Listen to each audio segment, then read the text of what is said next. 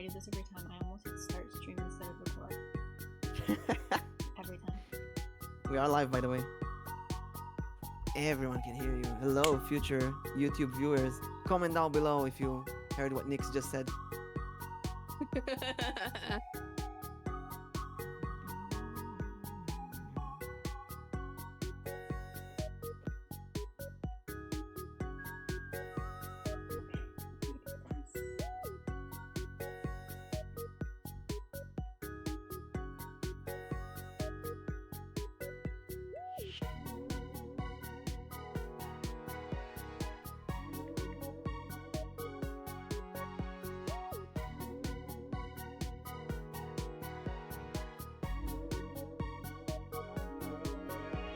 Oh, Root to the Moon is already here. Hello. Hello. How is your day going?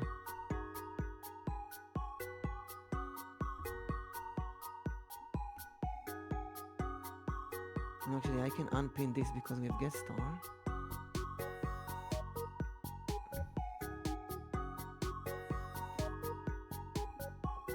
I see the gacha is broken again. We need arrow. Okay, what is this gacha you guys keep putting on there? It's a Mysterious gacha game. Oh, Yes, another podcast. It's only been a week. It's up for you. Gacha is broken again. Arrow. Hello everyone. Surprise attack is the NVP Nameless Vtuber Podcast. Welcome. It's been a week. The week has been going very, very fast. I'm It really MsElboim, has a D20 Mimic VTuber doing D&D tower winning this weekly podcast. I'm joined by my co-host Nyx to give us an introduction. Hello everyone, my name is Nyx Oleander. I'm a half-light, half-dark elf who plays 120 horror games, and I'm also the co-host of the MVP Podcast, and today we are joined by our guest, VirtualDigiGirl. Do you want to do a little introduction? sure. I am Tatiana Digigo. I'm the High Queen of Cyberspace. I'm also a Digimon writer. A Digimon rider. She rides Digimon. Like the old school Digimon, or? There's only one Digimon. Yeah. What do you mean? Old Okay, school. okay. Well, there's like many different seasons of Digimon, but yeah. Mhm. Okay, okay. Hello, Alari. How you doing? Hello. What's up? You're doing very chill, I think. Digi-chan didn't sleep, I believe, just like all of our other guests. I slept about an hour or so. I got home like around 11 this morning. I slept pretty well, but no, there's some issues, family issues, unexpected issues. So I'm like, I'm gonna probably go do a lot of important stuff after this show. But now we're gonna focus only on this. Error, how did you fix that? What's up with error? Oh, thank you for joining us. Thank you for fixing it. Good old Digimon. What if we get guns? What if you give guns to dinosaurs? Oh my god. Yeah, well. I remember when I was a kid. So one day I see a Pokemon poster in the newspaper, and I immediately knew it Japanese. It just feels Japanese, you know. You see, I remember Poliwhirl with his spiral in the stomach, and Pikachu, and it's like, oh, it looks so Japanese. Then we had in the main channel, news kids channel, there was Digimon, and everybody started saying that this is Pokemon for poor people. Although I believe Digimon, correct me if I'm wrong, Digimon was before Pokemon, or like at the same time, roughly. I think around maybe the same time, maybe a little bit later. Digiko, we need your input. Oh, she's gone. I'm She's what? already gone. Oh no, you're here. What's the story? What's first, Digimon or Pokemon? Actually, let me Google that. What came first, Digimon or Pokemon? Anime wise, I think it was Pokemon, but they both kind of start around the same time. Oh yeah, I see. Pokemon is 1 year before Digimon. Digimon released as a masculine counterpart of the female-oriented Tamagotchi. The anime Pokemon. Yeah. Oh wait, no. Huh? I'm confused with what they write here, but Digimon Yeah, came so out pretty much- first. Digimon came out first. Do toy wise or Really? anime wise? Oh no, wait. Oh, someone says that Pokemon franchise appeared in 1995 and Digimon appeared in 1997. I'm confused. I guess this is an argument. Yeah, there's always an argument when it comes to Pokemon and Digimon. Mm, But technically, we're talking about anime wise, Pokemon technically came first, mm. and then it was Digimon. But Digimon, at first, their main focus was their version of a Tamagotchi toy Oh, that I was see. more targeted towards the Mm. male audience. The the female audience, because I guess more females use the Tamagotchi, right? Yeah, so the Tamagotchi is tailored towards more the females, while the V pets, Oh, I which is the Digimon's see. version for the males, that was target. Yeah, so So they pretty much focused Digimon, on that first. Digimon was basically Tamagotchi for boys. Pretty much, yeah. Oh, I see. That makes sense. Did you have a And then Tamagotchi? I did actually. What happened to it? Is it still alive? I honestly don't know where my Tamagotchi is, to be honest. Next, what about you? Did you have a Tamagotchi? And chat, did you have a Tamagotchi? My cousins and relatives had them, so I saw them, but I never had my own personal Tamagotchi. And chat, if you had one, tell me what Tamagotchi was it? I had a cat. Well, there's different ones. Yeah. There's like a cat, a dinosaur, a robot. I remember going to the shop. And it was like a really big choice. Which pet do you want? Because you get only one. If it dies, that's it. It That's died. so sad. Ever says it lasted so long. I returned from school. It was dead by old age. I would rush as soon as I got home to take care of it. gosh. I took mine to school. I took it to school. I pet it. I played with it. I fed it. I think it survived for like a month. How And old then do when they it live died, for? I have no idea. Let's go. How old can a Tamagotchi live? Because I Tamagotchi would lifespan assume. is 12 days, with the lowest around 7 days and the highest around 25. Oh wait, so it doesn't Oh, even live that interesting. long. Yeah. It's like every day is a year. 24 days would be 25 years. Time move faster for these iconic egg-shaped toys. But then I remember after he died, I went to the salesperson and they told me a trick. You just open the back, remove the battery, put it back on, and it's alive again. So Wait, that's seriously? you. Yeah, you That's like could super reincarnate them. awesome. I guess it really depended on the model you had, because for mine Oh, yeah. there was this little dot on the back that you could have just reset it and reset everything. Oh. Ooh. But isn't that cheating though? I mean, if it died, it died. Taking the battery out is no different. Yeah. Are we Tamagotchis as VTubers? That's a weird way to put it. Are we? No, because we feed ourselves. I'd hope. We are our own pets. I mean, look at us. We're Digimon basically. We evolve. I evolved from dice to human. Nyx devolved from elf to mushroom. Although technically the actual pet is Willow. Which I was 100% sure I wrote Willow, and then Digiko shows me I wrote Wilbur for some reason. I'm really glad you changed that, or else I would have said it. I would've could said it swear I wrote anyways. Will in my head. It's Willow, and then I look. What did I write? Wilbur? Who's Wilbur? I want to say autocorrect, but I use my keyboard. I don't know. The real Tamagotchi are the friends we made along the way. You know what? I'll take it. You know, that's Tamagotchis true. are. That's true Other because we always have VTubers to we- remind people to eat and drink. Hydrate. Feed rate. We need a feed Exactly. rate. Do we have a feed rate redeem? Feed the streamer. As if we don't give you attention, you die. You die one day anyway. You know, VTubers they graduate. That's the VTuber death. You just survive as long as you get fed and your battery lives. Oh, thank you for the hydrate. So, do you want to start with the last week goals? Digital, every week we have some goals we set to ourselves, and we see what we completed. And Nix, I see that your goal was to set up a karaoke stream. Did you do it? Yes, so I have a date set, and I'm trying to get Reverb downloaded, but I'm struggling with that. And then I have some overlays that I have in mind that I'm going to also be setting up. Mm-hmm. So I'm As ready for for me, that. You're gonna make a horror karaoke? Horror. There's a couple of songs that are geared toward that. Maybe one for sure. You can sing the um, what's his name? The Michael Jackson horror song. What's that? I'm gonna find the name instantly. Thriller? Thriller. Thriller.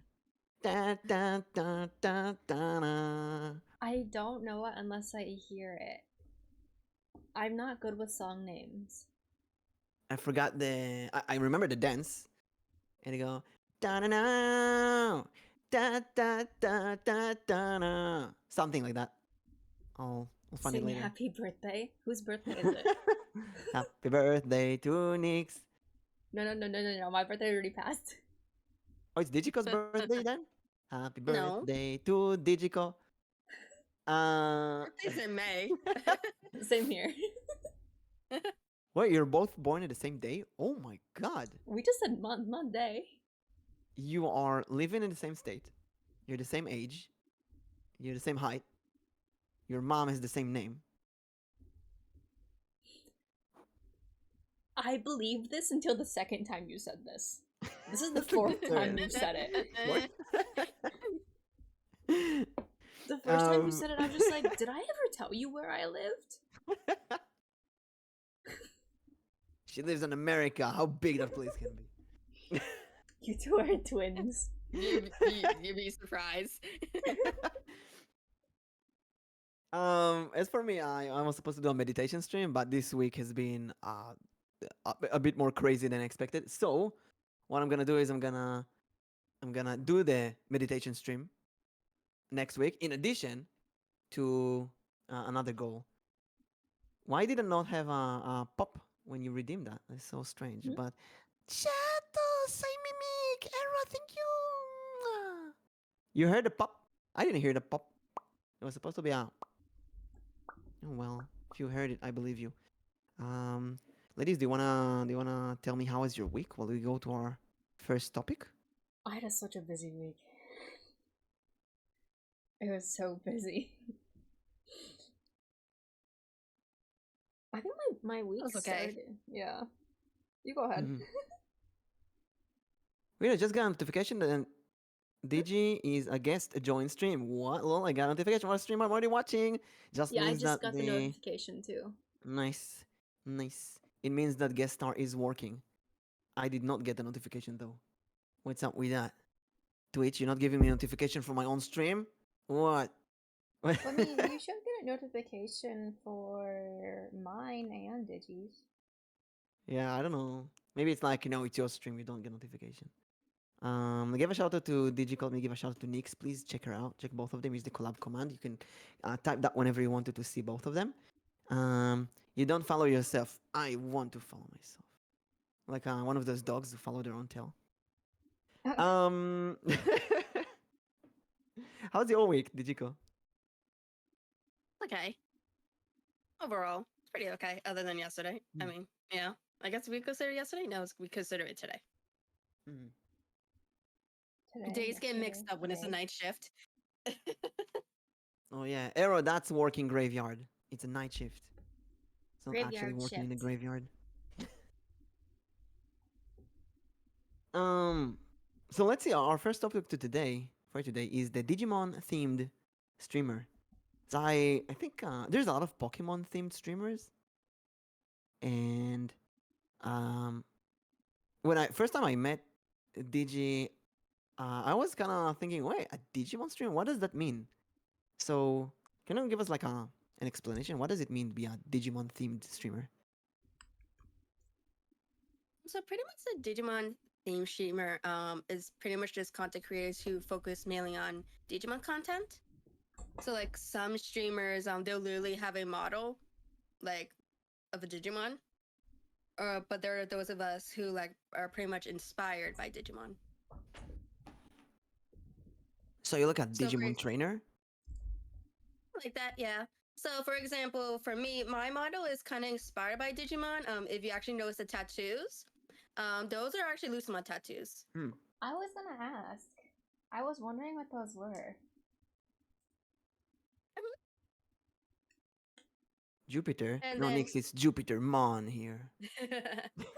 and then my live 2D model itself, my V Mama actually used the art style for Digimon.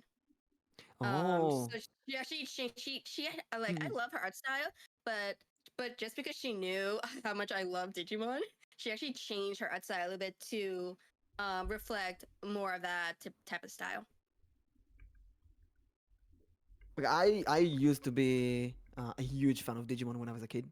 It was the art style is different than Pokemon. I don't know why.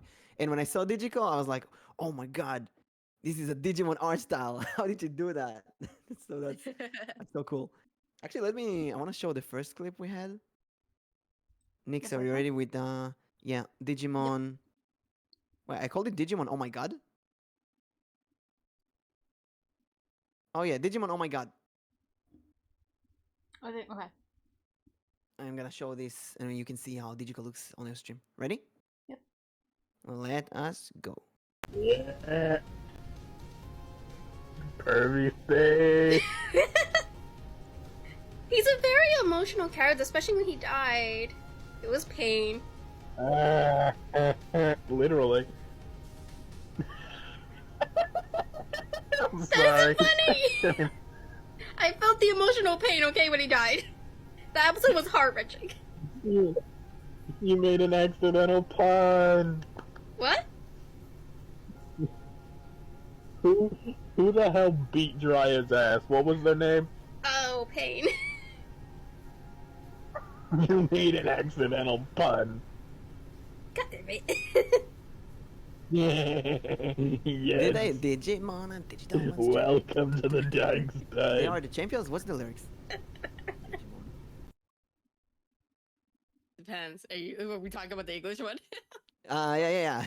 The Japanese intros of Digimon are amazing, all of them, especially the first one. Oh, yeah. Butterfly. It's just phenomenal.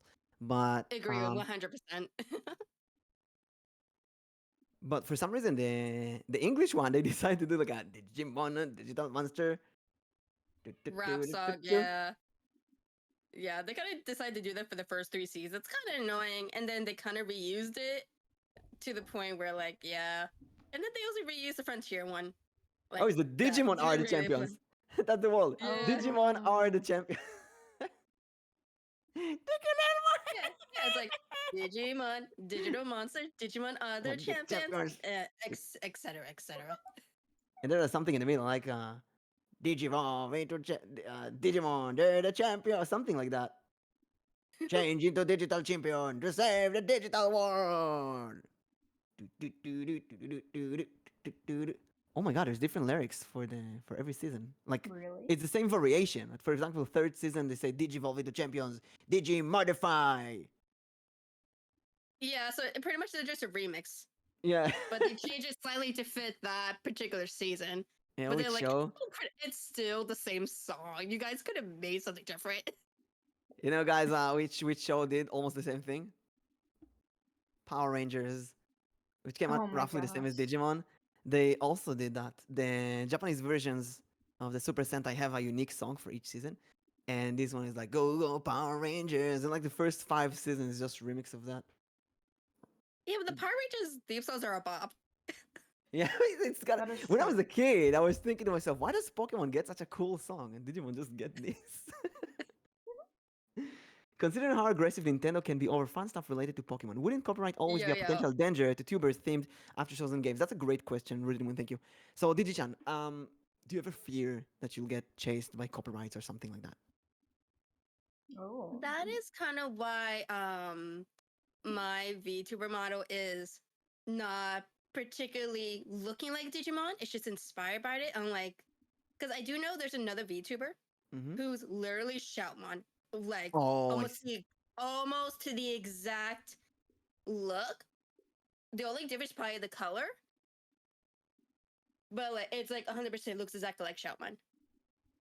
And if you ever Huh. grow seriously with that kind of model, you can get a cease and desist, and that's Yeah. So like he's like has hella lot of viewers and stuff like that, and it's like he's a YouTuber. Oh. So like at one point, like I'm saying, like eventually Bandai finds out, then I don't know what might happen. Hmm. But like that's kind of the difference between actually looking exactly like the character and just being inspired by it. Mm. Because technically, while my character is technically inspired by Digimon, it's originally it's actually based on me actually. What do you mean based on you? Like on your original story? No, like actually what I look like. So like the Oh, I see. original sprite I had, it was a drawing that my cousin had made me a while ago. Basically what I actually look like IRL, just like different hair color, stuff like that, Mm. and slightly darker skin tone. And to everyone who's wondering, we VTubers look exactly like we look in real life. My human model actually does look like me. Sometimes. Honestly, Yeah, I- like so like yeah, the only thing I really changed is probably the hair color. Mm. Honestly, Except the just hair color, because I yeah. love pink. Hair and Yeah, eyes. Yeah, I love, Mhm. yeah, because like I love pink. I don't really I have do 20 too. in my eyes in real life. I'm sorry. I remember when I started being a VTuber, there was I mainly saw two Pokemon inspired VTubers. I saw a Sylveon VTuber, which was actually a Sylveon VTuber, and they're gone. I don't know where they are today. But I also saw Misingno, and Misingno is still alive. I see him promoting every once in a while. So Misingno, I talked to him once, and I asked him if he's not afraid, and he said he brought me this interesting fact that actually Misingno it's a glitch Pokemon, and it's not an official Pokemon, and it is not copyrighted by Nintendo because like Nintendo doesn't admit that Misingno is something real.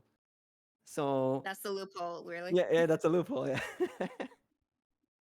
Yeah, so that's the other thing. Like, Mm. Pokemon is very headstrong about their IP.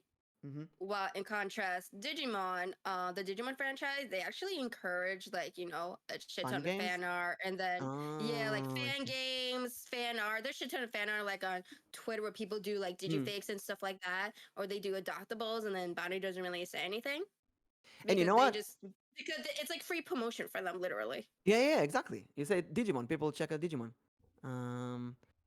And I hope you all are having fun. Also funny. Missing no just means missing number. Yeah. But they don't want to admit that it's they don't want to copyright missing no probably because they don't want to admit that there's a glitch like that. wait, Nintendo would what? stop kids being called Mario if they could. um, so I forgot what I wanted to say. I completely forgot. Yeah. Oh, Sonic. So Sonic also they really encourage fun games and such like that compared to Nintendo. And my viewers know Shadow-kun from Emmett's D&D group, and Shadow is inspired by the Sonic design basically. Oh. Yeah, He yeah. really. There's like a lot of like Sonic inspired Mm-hmm. characters like all over YouTube and then like also on Twitter as well. And this is something I don't that's think I've like seen any really. it's if you look for Sonic fan, Sonic Persona. Mm-hmm. You look Sonic Persona in Google, you'll see so many. I'm sure that if you look Sonic inspired VTuber, you'll also find many. Because Oh. there's a big tradition in the internet to make your own Sonic persona. If you write your name and add the Hedgehog, you'll find your Sonic persona. For example, if I write like Nyx the Hedgehog. I need to see this. I need to see this. You just have to Google it. Sonic fan culture wiki. Every name I found five Nyx the Hedgehog, just in the first in the first page of Google Images. Oh my gosh. I wonder what comes out if I write Mimic the Hedgehog. Yeah, Mimic the Hedgehog. Looks kind of cool. So you write your name in Google and add the Hedgehog, and you'll see your Sonic fan creation. Maybe it works with Pokemon as well. With Digimon. Nixmon Digimon. It's just a Nyx. Oh, Nyx is an organization formed by the Japanese government in Digimon Tamers. Nyx, you're an organization. Ooh. Oh, I I like found that. Nixmon. There's a fan art of a Nixmon. Looks gorgeous, actually. 5, 4, 6, 7. I found 7 Nixmon. Anyway, you can you can find many of those. But yeah, it's something that came out to my mind during this year. Like, what kind of thing what kind of things we can do that are not copyrighted, because some games you play are copyrighted, some stuff you do can be copyrighted, it can ruin your stuff. Using the limit of using other people's art, like when someone makes art for you, uh, I know, like for example on Fiverr, you sometimes need to pay extra to get commercial use for your art, and then if I put it on stream, is this commercial use? When I use a model, is it commercial use or not? Remember when VTube Studio came out with the ability to change your colors? A lot of VTuber artists stated that you have to ask them for permission to change the colors of the model. I cannot imagine myself without the ability to change colors for my model. Like the actual textures, or like Messing the with the or texture in YouTube file, Studio. changing in VTube Studio, Mm-hmm. changing filters in OBS. It's like you are ruining the intention of the artist, and maybe that will misrepresent what they intended in the first place. It's So, also like they don't want you making it look bad mm-hmm, because you got the model from them, and so if other people see it, they like the design, but they don't like the colors, they're gonna assume that the artist did that instead of the actual streamer. yeah, exactly that. And there's a lot of people who they will buy like pre-made models too, and if you read like the fine print of it, they also say like the same thing, like you're not allowed to change the colors, you're not allowed to do X, Y, and Z. Mm-hmm. I know before when I like got pre-made schedules, mine specifically said I could change the color as much as I want to. I'm just like, oh, that's actually really nice. And Mm-hmm. then I made my own schedule. Oh yeah, that's really important. You never think of that before you do it. I remember who was it? Lyra. She got a pre-made model, and I taught her after a stream how to change the colors. And we went to the pre-made model, and we saw that there is permission to change the colors. But what if there wasn't? You're like, oh, you paid for a model, now you're stuck with the original design, and you have like hundreds of other sisters or siblings who look exactly like you. Yeah, Larika says Nintendo's stance is basically we just make games, no fan made stuff ever. We're not asking, we will sue you and your children and even your children's children. We appreciate your forced cooperation. And it's kind of the same thing as the artist that we just said. They want to make sure that the product looks like it looked when it left their manufacturing. Because I can assume people can add all kind of textures on it. Let's say you add not safe for work textures, then you misrepresent the company, stuff like that. Oh yeah, that would definitely be like a red flag right there. Mm-hmm. So how does being a Digimon themed VTuber how does it apply in your streams? Like what kind of Digimon content do you do? My main form of content when it comes to Digimon is my writing streams when I write my Digimon fanfiction, or when I play Digimon games. Hmm. Ooh, I feel like I haven't seen you play any Digimon games. I've only seen you writing. Yeah, I just have like a shit ton of writing to do since I'm trying to catch up on this one story I haven't updated like in 4 years. So like yeah, but like I do play like the random Digimon Survive stream games. Yeah. Mm-hmm. Ooh. Have you tried the really old ones, retro Digimon games? Not on stream, no. I believe the only other game I ever played was Cyber Sleuth, Hmm. but that was on my PS Vita. And then I used to have this Digimon dog game on my Nintendo DS a while ago. Makes me wonder if Tamagotchi would be interesting on stream. Having an actual real life Tamagotchi on camera every stream. You have like a Tamagotchi camera, like a pet cam, a Tamagotchi cam, and you feed it and play with it on stream, and chat will see it die on stream. Isn't that no different than Pando right now? But then Panda was having the issue of like people hacking it. Mmm. Yeah. Tamagotchi cam on stream. I'll add it to my list of ideas. Having a Tamagotchi cam in the corner. Wonder how much do Tamagotchis cost today? How much do Tamagotchis cost? So how do people in general react to you as a Digimon streamer? Do you get more Digimon fans? Do you get maybe, I don't know, people who don't like Digimon? I do get quite a bit of Digimon fans, and then that usually results into like general conversations like what's our favorite Digimon, what's our favorite season, stuff Hmm. like that. It's just like stuff to talk about. Haters, not really. I do Oh, get that's a good. few like few Pokemon fans, but I haven't really had any haters about it. So the Pokemon fans are, I mean, do they become Digimon fans, or they have like friendly arguments against Digimon? Pokemon is better, stuff like that. No, not really. That's unless if we talk about me and my friend Sora, we start gang up with my boyfriend. Since he hasn't watched he hasn't watched Digimon, so like we're forced you to watch Digimon with us, and we Wait, will convince you that Digimon is better than Pokemon. he didn't watch Digimon. He watched Pokemon.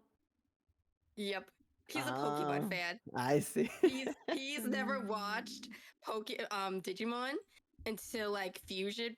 Maybe he probably I think only watched maybe the first couple episodes of Fusion. And that was about it. And I'm Mm. so like, bro, you have not watched the original Digimon? No, we'll force you to watch it. You're gonna watch every episode with us. Oh my god. What's your favorite season? What's the best one? I love season 2, but then I also love Oh, season 4 and season 5. Peony But has a I'm a good big taste season here. 2 fan. Saying Digimon has all the good songs. I need to look at which seasons I've actually watched. The first 3 seasons are really good. Wait, what's your opinion on the remake of the first season? The reboot? I actually haven't really watched it that much. I haven't had the Mm. time. But me and another friend we were talking about it, and he was saying like, oh, the reboot is it's like so Thai focused. You Oh, might I not see. like it. And I'm saying like, oh my god, how could they make something even more Thai focused than they did with Try? I I see why. I see why, because the in the first season it was really about all the children, all the kids. And you know what? Yeah. I would even argue it was focused more on TK than the others. At least the first part, and then the second part was focused on Kari, Hikari. So it was more Yeah, but focused on these kids, yeah. but then you get to feel like Tai is this the real protagonist, but he doesn't get enough time. So I see why. But then you ask, what's the point of the other characters? Yeah. Yeah, so from my understanding, what they did, the first season, it was really, they had it divided between, depending on which character arc we're talking about. So, like, at a certain point, it was really TK focus, another part was really Kari focus, another Mhm. part was really Mad focus. So, it gave each character the time, to develop and stuff like that. While, at least from my understanding, from the reboot, let's say like 95% of it was all about Ty. Mhm. Had pretty much all the screen time compared to the other characters. Like, what's the point of the other characters then? If you're gonna make it all Ty? They're all to support Tai. Well, there's too many of them. Actually, I said no, we don't need any more Ty focused shows, okay? Or, like, explore the other characters. I actually really hated Matt. He was always, you know, I don't know. It was like the enemy. Cause I was tight him, and then Matt, he was like, he's the rival. He's the edgy, annoying rival.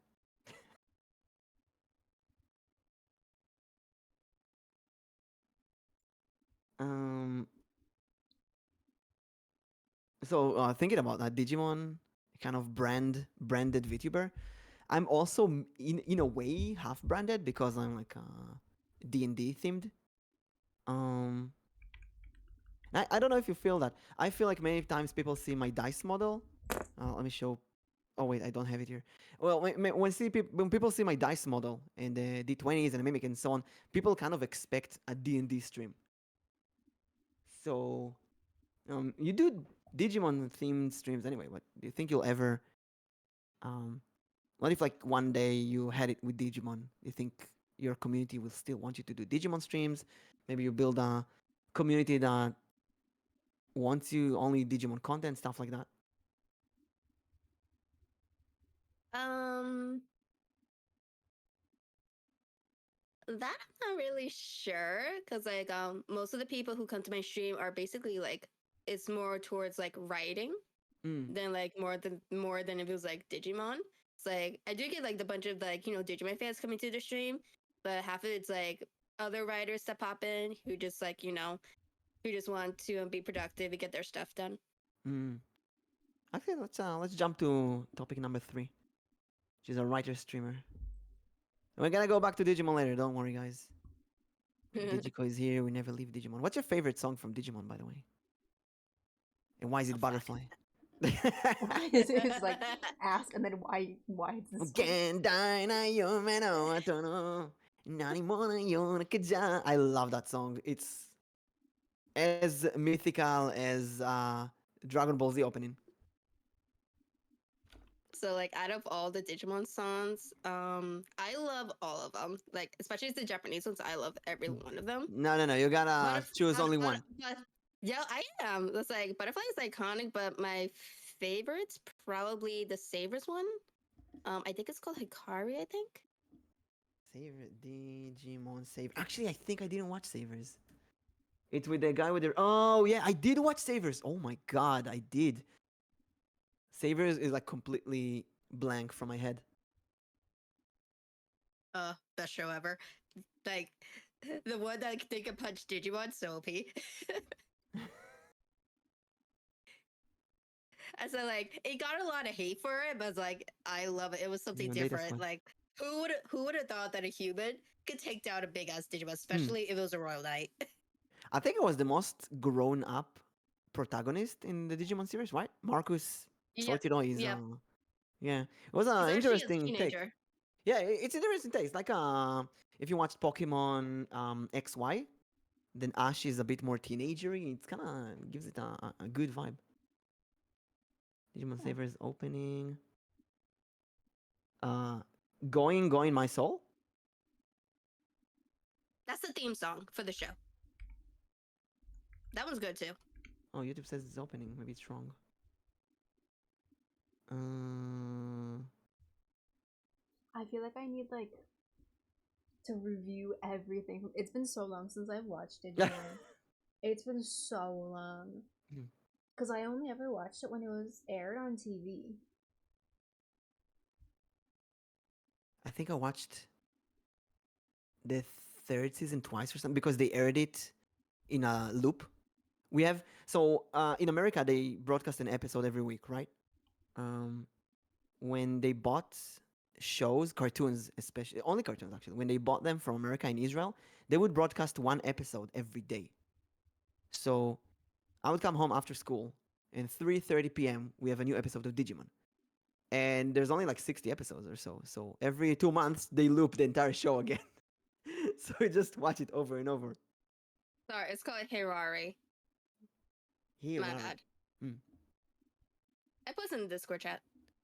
Can you sing it? Nope, Sing it. I can't speak Japanese. Chat, what's your favorite Digimon song? And why is it And Butterfly? I'm not even gonna attempt. All Wada Koji songs, and he's legendary. Yeah, he is. Mhm. Especially when he died, like everyone in the Digimon community, they all cried. Wait, he died? I didn't even know. Oh my god. What? Yeah, a couple years ago. That's why they had that final butterfly song dedicated to him. Oh That my was the one doing god. Try. Wait, he died 2016. That's 7 years ago. Wow. Oh my god. This stream is dedicated to Wada Koji, a legendary singer. Oh man. That's harsh. His songs were so good. Mm-hmm. And you know what? This is a VTuber podcast. And I'm like, while we talk about Digimon, I'm looking back at my past. And obviously, being a VTuber is heavily inspired by anime and the Japanese culture. When I was a kid, when I was not a kid, when I was like 16 or so, I was kind of depressed. I was sitting in front of my computer, and I had a playlist of I think 9 Digimon songs, and I actually listened to all of these songs on a loop every single day, the whole day. That was a very weird time. That's what I was hearing nonstop. It was the opening for the first season, opening for the second season, opening for the third and fourth season, and then all kind of intro songs in between. So it's a big part of my childhood as well. It's been a while, yeah.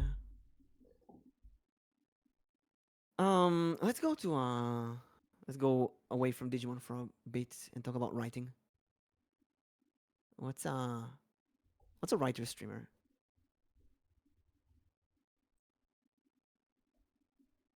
I feel like Okay, I've so a met a writer couple streamer people. is Go ahead. yeah, so pretty much a writer streamer is someone who pretty much writes obviously they could write novels, they write fan fiction, pretty much anything they want while on stream. Whether they show it on stream or they could do what they call co-working streams. What's a co-working like working in Okay, so work? a co-working stream is or like it's one of those productivity streams. It's also called a study stream as well.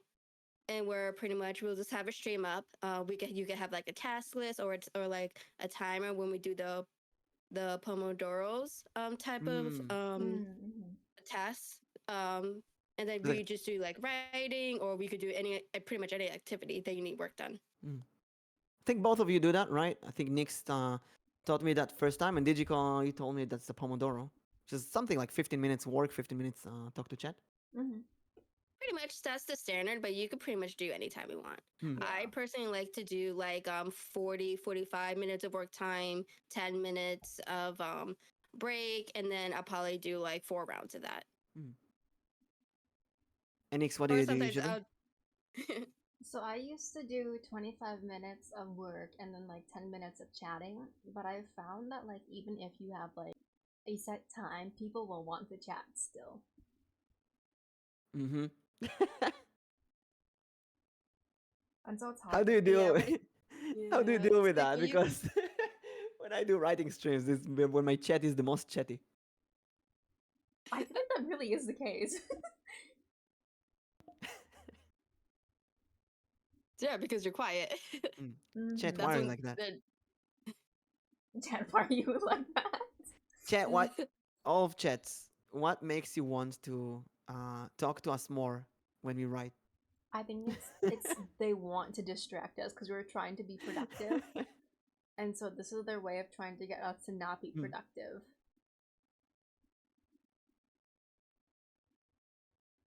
But I know Okay, some be people honest. who do get a lot of stuff done when they do streams like Hmm. this. Yeah, 'Cause then that's it what I keeps them want to ask. accountable. I want you to be the most honest.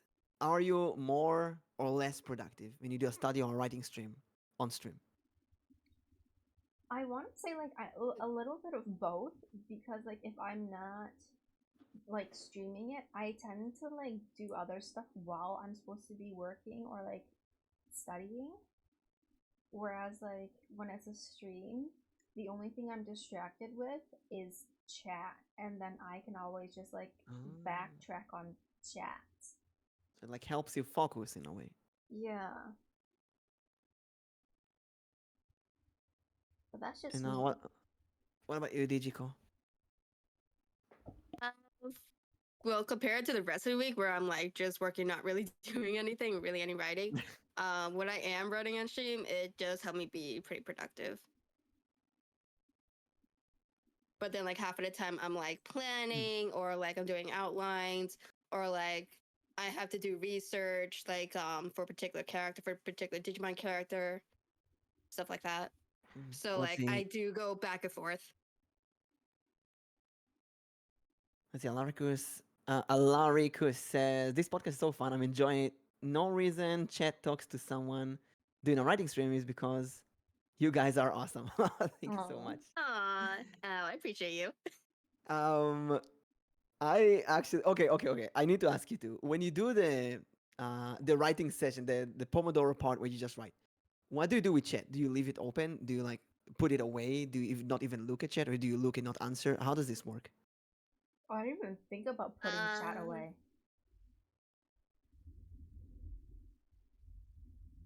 Kind of a little bit of both. So I have two monitors. So I keep my OBS on one monitor and then I keep my writing on the other.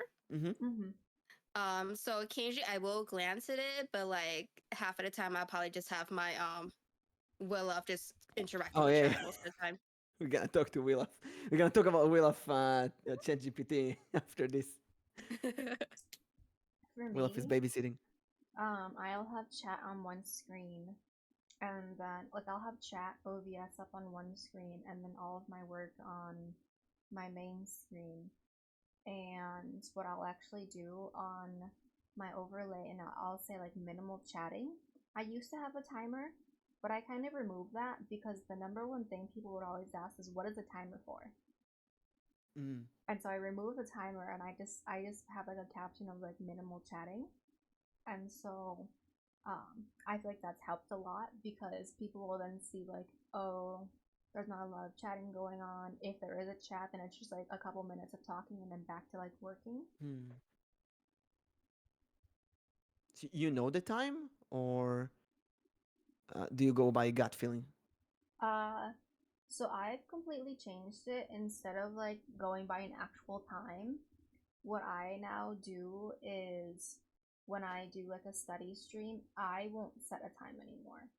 I just start out with like introductions and everything to like talk about what I'm going to be working on, have my caption of minimal chatting, and then if someone wants to talk, I talk for a few minutes and I get back to work. Hmm. I see. And then if someone else comes in, they chat for a little bit, I get back to work. Hmm. I'm struggling with this because I used to do like you to just have my writing on one screen and Mhm. chat in the other, just like I have right now. And I put chat at the edge of the other screen, so I don't even need to turn my head a lot. But I felt like every time I turn my head to see someone's message, I'm kind of going out of focus in my writing. And then going back to writing, I need to read the phrase that I was at all over again. Um, and then if I'm telling chat, okay, I'm gonna only write now. I'm not gonna look at chat for a bit. I can read a whole page and just be immersed in the writing. I also saw that if I write off stream, I can complete a whole chapter in 1 hour. While if I do the same, exactly the same on stream, it will take me double the time, 2 hours. Only because of how many times I stop to talk to chat. So what I did was put both chat and my Word doc on the same screen. So I put Word doc on like 75% of the screen, and then the last 25% of the screen is chat. And then I can just use Alt Tab and immediately write something to chat and go back um, to my writing. And another thing that helped me is being muted. I write muted stream, and then I just don't talk with my voice. I only write. So I do the ASMR, writing ASMR. I put the microphone next to. Let me demonstrate. Mm. I increase the gain a bit. I put the microphone next to the keyboard, and then you can hear the keyboard go clackety clack. Yeah. But That's what I was trying to fix before stream. oh, I see. And on one hand, it's fun. I have some people who join in and say, "Oh, I'm just about to sleep. I'm gonna hear you listen to your keyboard while going to sleep and so on." But if I speak, it kind of ruins the ASMR feeling. So I felt like I have to be muted during that. I find it so interesting because I feel like I have a lot more people who don't like the keyboard clicking sound. Mm. They just enjoy the company. Do you put music or Nope. um, background It's music? my So thinking just sounds. so you would like mumble or think or say I will stuff. sometimes I'll think out loud and I'll question what I'm doing until I figure out if I'm doing it right. Mm. Maybe I should try that. What about you, Digico? Do you put music, keyboard, mumbling sounds? Okay, yeah. So for my streams, I have rain sounds in the background. that goes Mm. with my custom background I have. Why I does it also do that have then? music in the background. Wait a second, I'll be right back. Keep talking. Um, my mic also picks up my keyboard, so yeah. So it does pick that up. A lot of people like that. I do. And then I like do occasionally you will hear me talking as well. Mm-hmm. Just hear Nick struggling with It's like, life in the I'm back. background. That sounds about right. Yeah. Hearing Nick struggling with life. That's pretty much what the sounds are. Nick is like, do I do this? Wait, wait? No, I did it wrong. No, wait. It's literally what I do. I should try that. I tried doing even emoji only chat, but then everyone managed to find loopholes and break through it with redeems and mod chat and highlight and stuff like that. Oh, really? It's yeah. Apparently, it's very easy to find loopholes in emoji only chat because you have Interesting. redeems where you can type something. Like in a target redeem, you can type a question, so you just write whatever they want there. Hmm.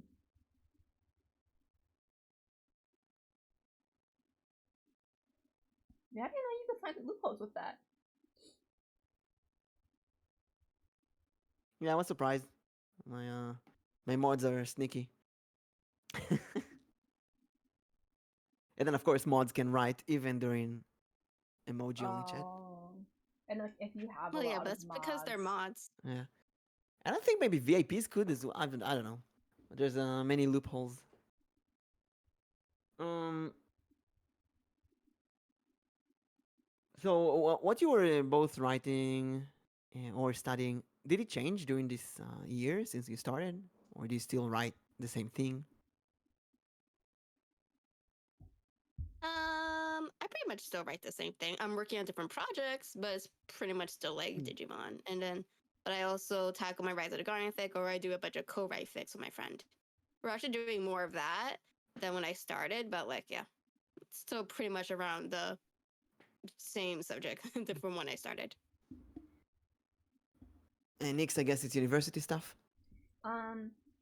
So it used to be university stuff, but now that I work a lot from home, a lot of the stuff that I do is actually what I'll do is because I have a separate work laptop, is I hook up my laptop to my second monitor. So I stream from my main monitor, and then I just work on my work laptop. And then when people ask what I'm doing, I basically say it's classified information because I can't share what I'm doing. And then What a system. that just brings in more questions. You should post a Twitter, another Twitter, post a picture of the system, how it looks, Well, because and then like, add all kind of add wires and stuff on that. well, because people are actually very surprised when I say that it's like classified information, and they're just like, well, who all knows? I'm just like, no one's able to know. Like, if my sister comes into my room and I'm working, she has to knock, because then I have to then close everything else so she can't see anything. Ooh, secret. And they're just like, wait, it's that secretive? I'm just like, yeah. But yeah, Do you ever show what you're writing or what you're studying on stream? Nope. Did you ever show that? I've never showed it. Next, Nick's working on the next Apex Apex. season. I'm learning how to Wait. code next semester. Ooh, so you're gonna code on stream? Maybe if I can figure out how to, if it all goes well. There's categories for that. What categories are you using when you're writing? Because there's a writers category, but I feel like it's like ups and downs. And I sometimes use the ASMR category for the keyboard. I use ASMR, and then I use study with me, and that one is my most popular. Hmm. What about you, Digico? What category do you use? ASMR. ASMR? And oh wait, there was something you wanted to say, and I forgot. Oh yeah, you used to show. You used to show what you write. Yeah. So why did you stop? Backseating, pretty much. Oh my god. I can't believe you said that because I don't care about backseating in games, but I tried translating one of my books to English, and I think I did like 3 chapters, and the backseating drove me crazy. I really wanted to show what I'm doing, but people constantly gave me um, tips and advices, and oh, you should write this, oh, you should write that. The book is already done. I'm just translating. But yeah, the backseating really drove me crazy. So Mm. I ended up just not showing what I'm doing in the case of writing. Yeah. It's like when I first started, I used to have it on screens. Like a lot of people got inspired and actually like seeing me going from just putting random ideas on the paper, quote unquote, so to speak, and then trying to figure out how I want to structure. Should I focus on this character? Should I focus on that character? And then eventually I actually find the right flow I want it, and then I just go from there until I publish it on Archive of Our Own. But then after like so many months of going in, I actually started getting people on Twitch just like literally I'm trying to figure out how to start the chapter, and they're right away saying like, oh, like I was like, what is it like? Oh, you should do it this way. You should do it that way. Don't you mean this? And I'm saying like I'm trying to figure out how to do the chapter. You're not my editor. I don't need your advice. And it's like they really try to help. But like literally, if it was like my mod who is also my co-writer, we've been like friends for like almost 10 years now. No, if she says something, fine, because like we work on the stories together, so I expect her to tell me like if this is okay or not, or like we should probably do this or we should probably do that, because I'm going based on her outline. But like if it's just a random chatter who like literally just popped in my stream starts saying that, is it like no? That's kind of why I added to the rules now. Like they're not allowed to say anything on stream I see. if they see me writing, Mm. because like it just really annoyed me to the point where like I am trying to figure out how to write this chapter. I don't need you trying to fix it for me when I'm not even sure if I want it to be this way, because I'll have like a paragraph here, I'll have it set the tier, and then I start moving scenes around. I might even move the scenes somewhere else. So yeah, so like I'm still trying to figure out if I want it to be this way. And like when I originally wrote, I might end up scrapping it and doing something else I like. That's so weird because I in my head before I started streaming, I would one day write a book on stream with the viewers and they can backseat and give advice and maybe I'll add some stuff on the book. In my head, it worked. When you actually sit down to write and people tell you you should write this, you should write that, didn't you mean this, didn't you mean that, it puts you off so easily. It was like for me as a writer, is like it just annoyed me to the point where like I just stopped showing it on screen. But I did implement something else that took up the screen, but it was actually a lot more helpful, I felt personally. So what do you want to tell us what? Yeah, so now I use the Super Sweet Bot task list and timer along with Will Off to make it more a co-writing stream than just like me just writing. So what At does it least this mean? way. So like what it is, the do you have a task list, and we're like say like you're doing writing, or like you need to do you're doing an art commission, or like you need to do chores around the house. You could put it on the task list, so it's not specifically has to be writing Oh, related. I It see, I can see. pretty So, much be anything, mm, and it's something that anyone in chat could use. how do you mean can use it? They can kind of track what tasks did you do already and which one you still need to do? Yep, exactly. Mm. Mm. You know, when And I tried writing I completed my fifth book, the editing, on stream. Then I published it. Then um, editing my sixth book now. But in between, I did some term papers, some research papers on stream.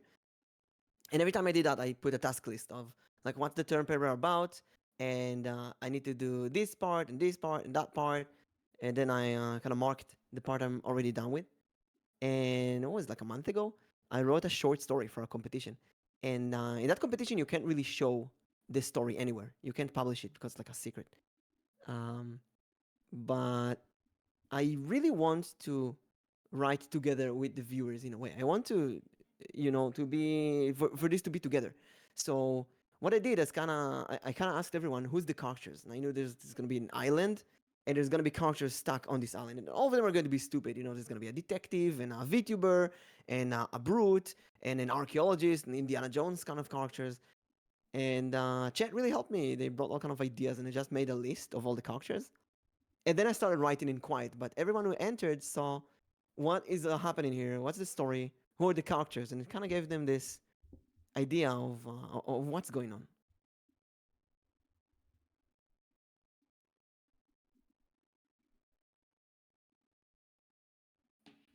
So yeah, that really helped the task list.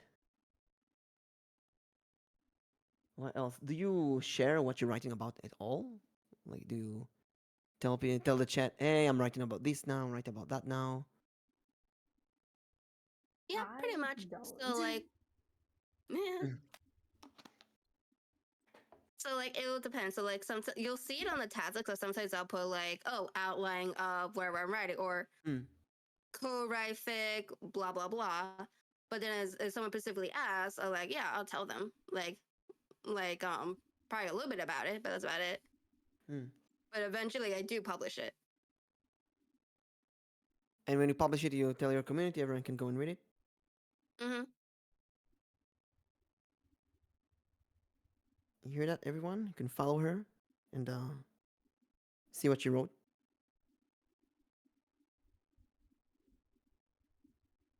Do you have any tips for aspiring writers? Hmm. Or suggestions to make writing on stream easier?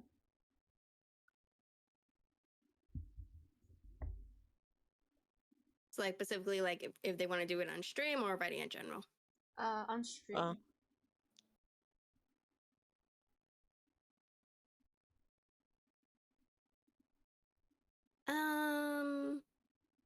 I guess probably like my main tip when it comes to writing anything on stream is do it what you're comfortable with. So like if you want to write it, you want to show it to people, then go ahead.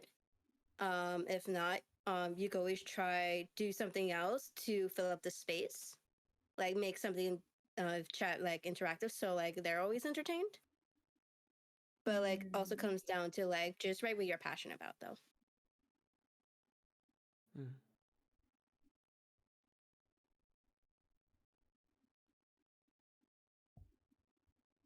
What about the time of the day for writing? Or does that change, or do you have a specific time?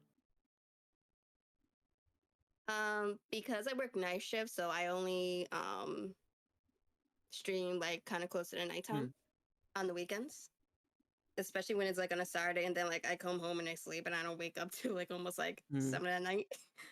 Oh, that's late. Well, that makes sense. You're working the night shift. Yeah. What about you, Nix? You have a very big division between game streams, writing streams, study streams. I tend to do. I do normally have like a division between the two. So like I right now have it so that like if I stream in the mornings, like early mornings, it's usually gonna be like study streams or like typing streams. But then like if it's like in the afternoon or at nighttime, then it's gonna most likely be games. But I feel like when it comes to like typing, studying, or writing, it doesn't matter when you do it because there will always be people who are interested and just lurking and listening. Because I've never had an issue with any of my study streams. I also feel like they do a lot better than when I play games.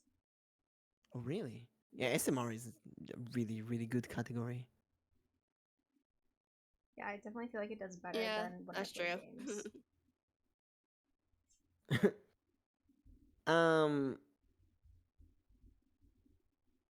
Do you ever, Digi and I, we did a writing collab.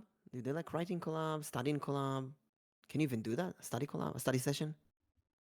Two people together studying ASMR, mumbling. Hey, Biggie, how you doing? Hello, Biggie. I mean, I feel like you could do that. It just really is dependent on the person and whether or not they would stay on track. You know what? I'm starting a new semester soon. Maybe we can do a study collab. We just put on the ASMR and we mumble. You put mumble. Like, how many pages did you do? How many articles did you read? 1. Chet, stop distracting her. No. I did a few writing seminars a long time ago. That was pretty fun. You get a bunch of people, and then you write short stories together. But I felt like it's not easy to find VTubers who like writing. I don't think it's that popular. I like art. Art is so freaking popular. Like drawing. I feel like drawing streams are also pretty popular. What is it? What popular? Drawing streams? Yeah, drawing streams, art streams are very popular. And then writing is much less. We don't actually have a writing category. Some people say put the art category. Some people use there's a game, an old game called Writers. So the writer community, writers, just like that. The writer community kind of illegally annexed the category to themselves. So if you go to the writers category, you always see people writing in there. And actually, when I use it in writing, I do get some people who are interested. What are you writing about? What kind of book it is, and so on. Just Yeah, heard does even drugs Dreams, are I very never said popular, that. and it was questioning. I never Nick's. said that. I almost dropped my stuff trying to respond to that. Oh dear. Well, if you count any kind of medicine as drug, it is very popular. A drugstore, after all. Let's go to the topic number 5, which is the more interesting technical part, and you'll see how it all combines at the end. Let's go to the Number AI 5. chat answers. Yeah, it's actually the first time I saw that. But Digico has her pet Wilbur, Willof. Not Wilbur. Her pet, not Wilbur. Well, Willow? Willow. Okay, I was gonna ask just to confirm, like, what is the name? Her pet Willof Willow. have answer to whatever you write to them. So do you want to explain how it is? How did you get the idea? How is it working in the stream? How is it working behind the scenes? okay, so Willow is actually like a second model I got when I got my main model. So I technically have 2 models. Yeah, so he's what what my VMom would call a pet. So what I use is VTS Pod, which you can actually connect the VTube Studio to a particular model, and that connects it to Chat GPT. So like you actually put I put like a whole bunch of lore stuff in it, and then you can make it as chaotic or as wholesome as you want. And then that goes into the programming, and then it just adapts as you use it. So you beforehand you told ChatGPT, I'm Tatiana Digico, you're Willof, this is who you are, this is who I am, and so on, and the ChatGPT acts as the character. Pretty much, yeah. It's so cool. Hold on. Let me actually just to remember what I actually put on here. Hold on. Where is it? So I remember when I was there, I tried to break Willof. Oh yeah, that's like Blanket does that. Like he tries to do that every time I have him open. What kind of questions do you get from Willof? I'm actually so A curious how you bunch do of this. random ass questions. So Nyx, Willof answers in a TTS voice. It's like, thank you. My queen, Tatiana Digico, is this and this and that. I am her sacred guardian. Stuff like this. It's really adorable. I really sat there for like 1 hour, engaged, and I tried to break Willof. He did. I honestly would love to have something set up like this because I am having a little pet made. Ooh, what kind of pet? Or is it a secret? It is still in the works at the moment, so I will not say anything other than it has feet, tail, and wings. a mushroom with feet, tail, and wings. Oh my god. It's a demonic mushroom. Demonic mushroom. A feet mushroom. A feet mushroom. No, but I would actually Funny like, Wheel be of Stories, interested in like setting something up like that. the minimum of 50 or 42. Alora, tell us what's the funniest moment with Willow, and Digico, tell us as well. What's like a really funny thing that happened with Willow on stream. Oh shit, there's a lot. There's a shit ton of stuff that happens when he's on stream and when Blanket is there. Actually, random ass questions. But like, I think probably my most favorite is when he actually goes in RPG mode. So pretty much, I pretty much put the whole lore in, most of the lore in there. So like he's saying like, oh, I am the protector. Oh, we're to protect cyberspace. Blah blah blah. And then one of the viewers actually say like, okay, I want to help protect cyberspace. So it actually create this whole adventure thing back and forth, and where like they traveled to a maze, or like they were going to this desolated area, fully affected cyber animals. It was kind of funny. And so like, oh shit, that is so cool. It's actually created an ongoing story. And hopefully it will remember the story afterwards. Oh, I got a shit ton of clips of it. Actually, they wanna send us a clip. If you got a clip of that, can you send that to us in the Discord chat? And I wanna show that on stream. Sure, give me like 1 second. The funniest moment of Willow was when it broke due to chat going too fast. Oh yeah, there was that too. Then it suddenly went They, into like- outlandish territory.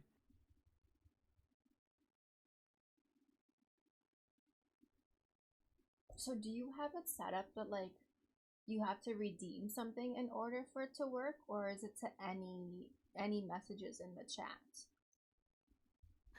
Okay, yeah. So the application does allow you. You can have it as a redeem for it to say what chat wants it to say. The thing that involves with the program itself, they have commands. Unfortunately, I couldn't get the commands to work for the good first couple months, so I had to read chat whenever someone came in. Like I had it under Illuminated, but like yeah, it just kept reading chat. Thankfully, my chat isn't that active, but yeah. Was there a time where you just copy paste everything in chat, put it in ChatGPT, then put it in a TTS or something like that? I mean, what's the technical costs, like the mentality of dealing with the technical issues behind? This sounds so prone to being broke, prone to break and scuff, and you have to fix stuff.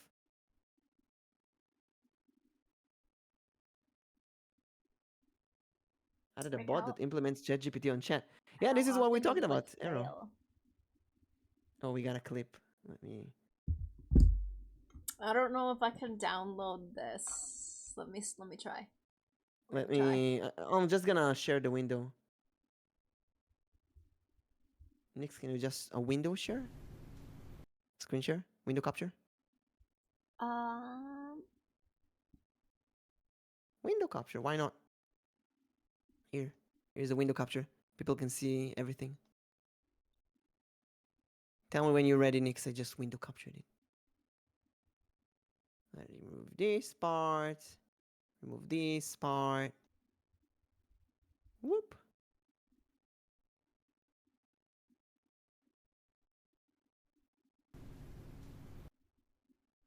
You can see Digico in the center, and Willof is a small bat on the side.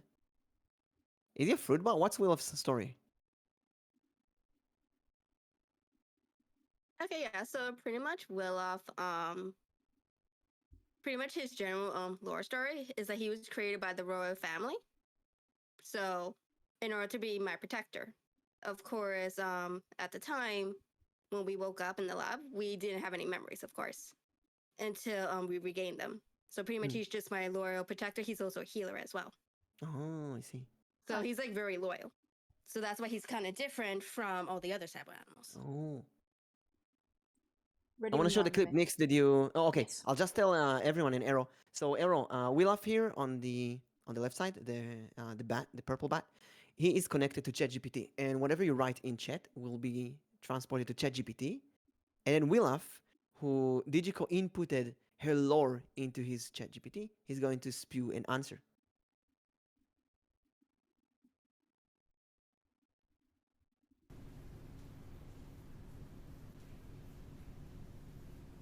Indeed, just chilling 666G, we have options to consider. Charging through the area could provide a swift approach, but it may attract unwanted attention and escalate the situation. On the other hand, sneaking through will require careful planning and execution, considering the number of enemies present. We must weigh the risks and benefits and choose the path that best ensures Tatiana's safety. Let's strategize together and make a decision that minimizes danger and maximizes success. Oh yeah, her mouth also opens when she. Yeah, it's getting picked up on my mic. Nothing I can really do about that, unless I like put up the noise gate up. Mm. Too distracted. So yeah, I was there in a different time. I was trying to mess up with Willow, trying to catch him off guard. I put him in all kind of loopholes. What if you don't protect your queen and so on? What was it? I was like, tell me about yourself or something, and it's like, it tried to go around and said, your queen has gave me permission to let you know that you need to make up new lore for yourself, something like that, and it made some stuff. Because I've been using ChatGPT for a while. You find all kind of loopholes. I tried. I told ChatGPT to make me a murder mystery short story in the universe of the Teletubbies, and ChatGPT went like, the childlike universe of the Teletubbies is not fit for a murder mystery. So I was like, make it fit. And then it just made the Tubby Caster disappeared, and they were all going out to look for the thief, and they found that Nunu, the vacuum cleaner, stole it and stuff like that. So it's really funny to see how it works.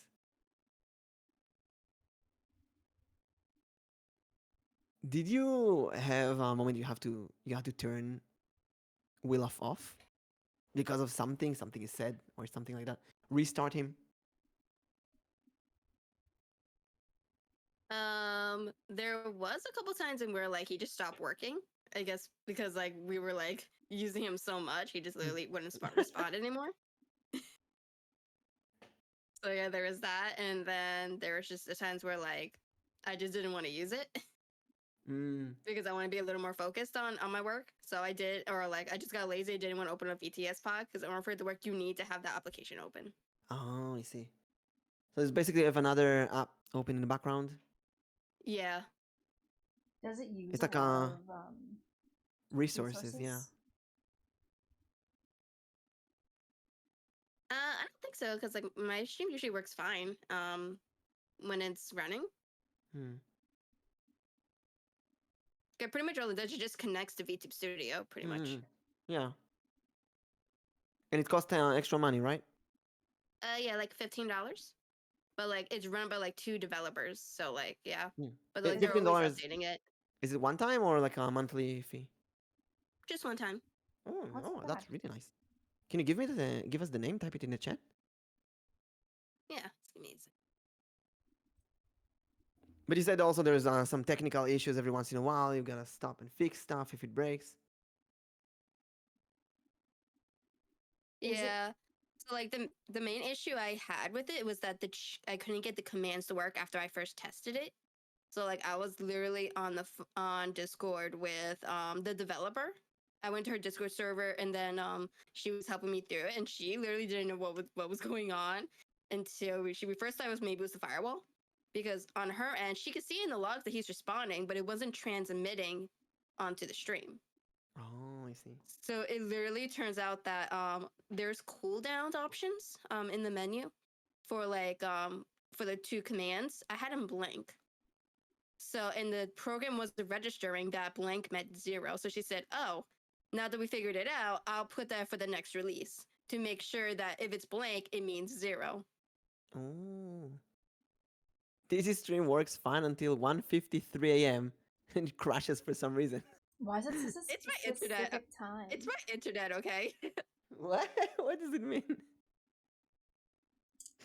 Every time at 1:53 a.m. it breaks. Maybe it's like it's a reset time. That's so. For almost a whole year, VTS Pog. I'll save that name.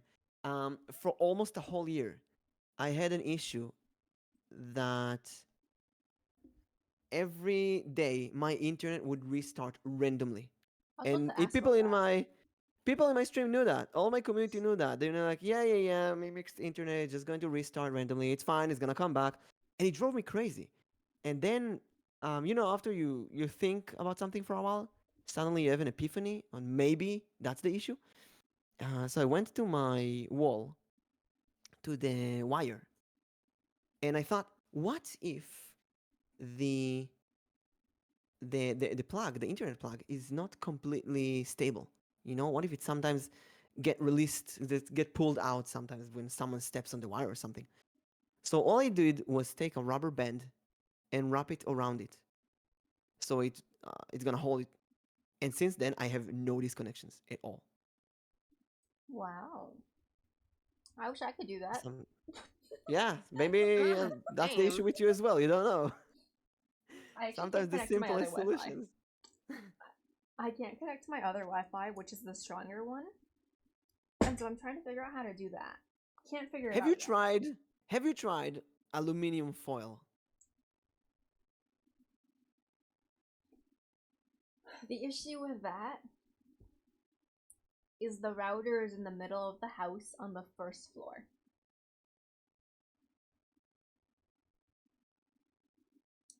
So I know this sounds really stupid, but sometimes you can wrap aluminum foil on the wall around the antenna of the router, and that will bounce it from walls and make it reach to other places. Another issue that I have is that my microwave, which is near my router, disconnects the internet sometimes. What? Your microwave? Yes. How does that work? They have the same frequency when used. And so, because it Oh my matches, if you use it, okay, so here's the thing. When my sister and I are either in meetings or taking exams, we leave a note on the microwave that says, do not use until this time. This is how Oh, often shit. it gets disconnected. Wow. It's got to be a logical way to solve that. It's I can't believe this. I'm gonna put it. I found a video using a Pepsi can and some Oh, aluminum foil to we extend don't your have internet. antennas on ours. No, you just wrap it around and it should be maybe working. Has your aluminum foil plan ever been foiled? But I my was gonna my brother ask. tried it once to Mhm. extend the Wi-Fi. He thinks it increased it by like 1 megabyte per second or something. I feel like it's not gonna make a difference if I live in the forest. Same. Yeah, it's not money. They live in the woods. We live in the woods.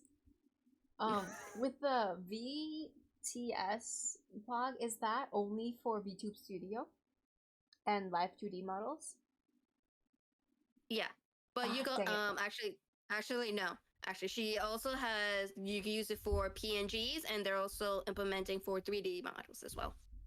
Oh, okay. Because I have a 3D model. I don't have a live 2D. But it says PNG It's pets weird. with browser sources and 3D pets. Yeah, yeah. So it should work. I know the latest release they're gonna be doing is gonna be more focused on 3D. Okay. They're adding more 3D stuff. I think they have it already set up for 3D models though. Hmm. Through I think VC phase and V V9 I think it's called. I think that's what they call it. See, they Something say like that. in the website for PNG pets, just download our browser sources. Replace the images with one from your pet. Sounds very simple, actually. It's just a browser source. Yeah, and there's videos on how to do it. It looks very simple. Let me put the link here to anyone who wants. Arrow, maybe you can implement that somehow, or a similar system in the VTuber Gachabot. Cute Arrow in Ubu. It's Arrow, Arrow. Oh, Arrow is checking that behind the scenes. Nice. Oh, this is so cool. This is interesting. I've been thinking, um, about Wilaf. Do I have a Wilaf? Do I have a pet? And then I've been thinking, yeah, I have Avocado-chan. You know, I have Avocado-chan. Avocado-chan is kind of my pet, so I can just put Avocado-chan somewhere as a PNG, and she's gonna stream. And then there's a streamer. What's his name? Dug. Dug has been doing ChatGPT and TTS stuff like for a few years now. He's doing crazy things, and he's also making voices like a character. So if you can just record a voice, you can actually make the character speak with a voice using ChatGPT. And it's really funny. You said that DigiGirl has it connected with ChatGPT already. It's just the TTS enabler does not connect. So DigiGirl, is the VTS Pog connects to ChatGPT for you? Yeah. Yeah, Arrow, they So, said like, that there the VTS Pog. Yeah, there are different options, but like the main one is you can do chat BGP. Yeah. Yeah, it says in their website now supporting ChatGPT. And then you can see in there's what's their name? The slime, the squid on an anime girl VTuber. Mm-hmm. And they have a great example of that. They've been doing that for a while now. I'll definitely have to look into this some more. Bring me or die, you're my interesting. pet. I'll send you. I mean, Mimic, I some feel like diet that'd images. be great if you wanted to like have your hat actually move its mouth and tongue and everything. Yeah. I mean, the issue is that I'm the hat. The guy below the hat is the pet, but we can do something like that.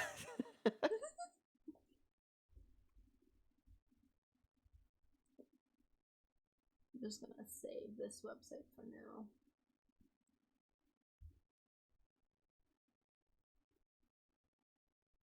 Yeah, when you talk, it's the hat. When TTS talks, it's the person below. That's what I was trying to get at. So what Arrow is saying is like, when you speak, the hat is talking, and when it's TTS, then it's the person below. Oh yeah, that's perfect. Mm-hmm. You know, if I was thinking about this a bit more, I would ask my mama to make the hat move when I speak. But I didn't think this is something that it's something that you only think later on about how to incorporate your model and your lore into your VTuber. So when you make a next model, you think more of what you want, and probably in future models you'll think even more. Mm-hmm. I've thought about like upgrading my model a little bit, but I also don't know.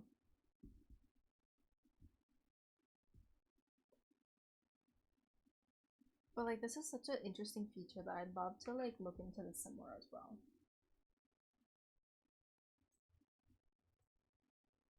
How did you find this and decide that you wanted to use it?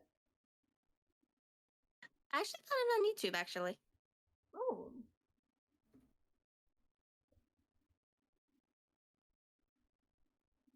If you were to tell everyone like how long it took you to set all of this up and actually get it working, how long would that be?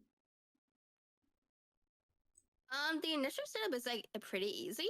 I think it took me like maybe 10-15 minutes just to get everything set up. But like again, like when I started streaming it, that's when I started running into with the chat command issues, and I just had it reading chat at that point.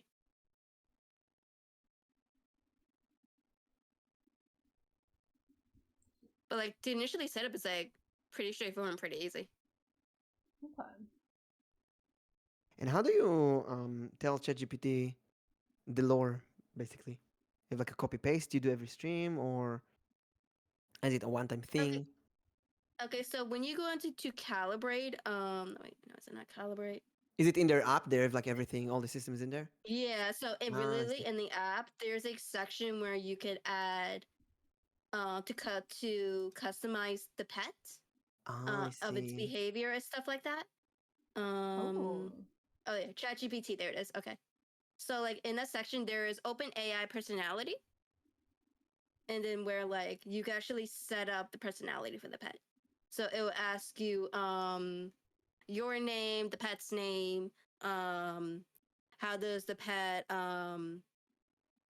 think about you, how do you think about it, and then it'll ask you its personality, which includes lore, backstory, how is it how will it behave, like That's will it so be cool. chaotic or will it be like some physiological, or like will it be wholesome, stuff like that. So you pretty much put whatever you want Mm. and that will be incorporated into the pet.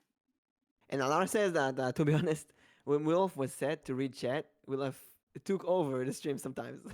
How does this go? When do you feel like Wilf is taking over the chat, or does it distract you when you try to stream or write and Wilf is just talking to the chat in the meantime? Because I feel like I would go crazy making sure that Wilf isn't that Avocado-chan in my case wouldn't say anything. It's like against terms of service, or well, it's ChatGPT, so it's probably going to be extra nice, but it's not going to, I don't know, go crazy or do something bad. Depends how you have it configured. So like I have mine as wholesome as possible. So he doesn't really say anything bad. And when someone tries to say something bad, he say like, let's be positive in our conversations. I feel like I would do the complete opposite and make mine a potty mouth.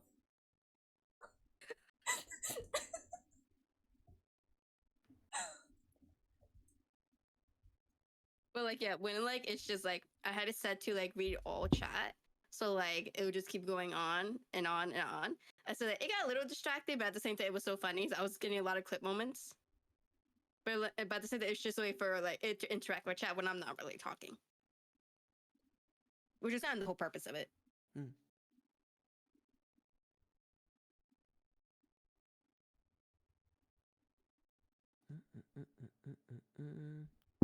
Let's see, where's the. So in general, do you find it? Did it pay off? Doing all of that? Oh, most definitely. So you would I say actually like, enjoy having him on stream. Okay. So it doing all the setup, the $15, all of it was worth it.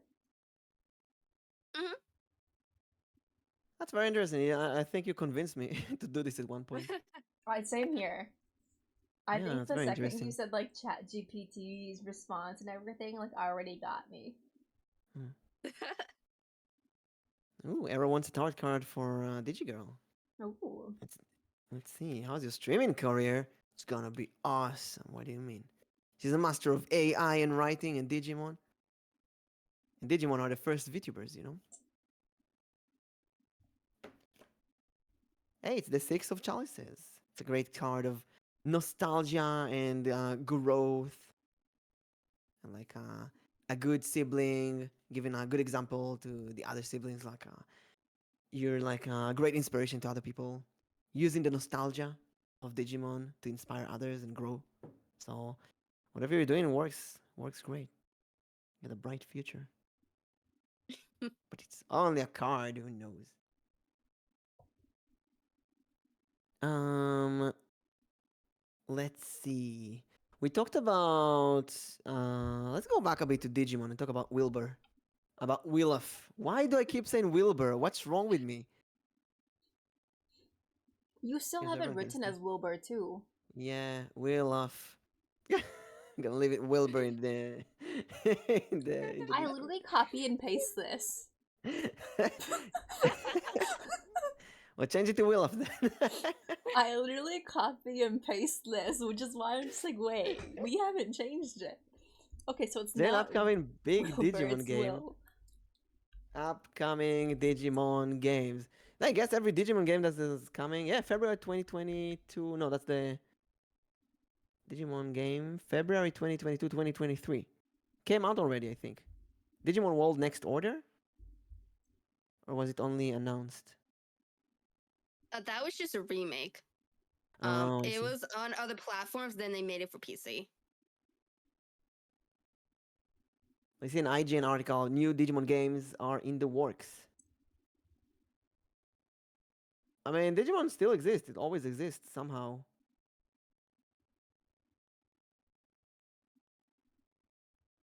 It's just that I feel like Pokemon, there's the Pokemon Company is a huge flag, and Digimon is more like um a small product compared, you know. Hello, Divine. How are you doing?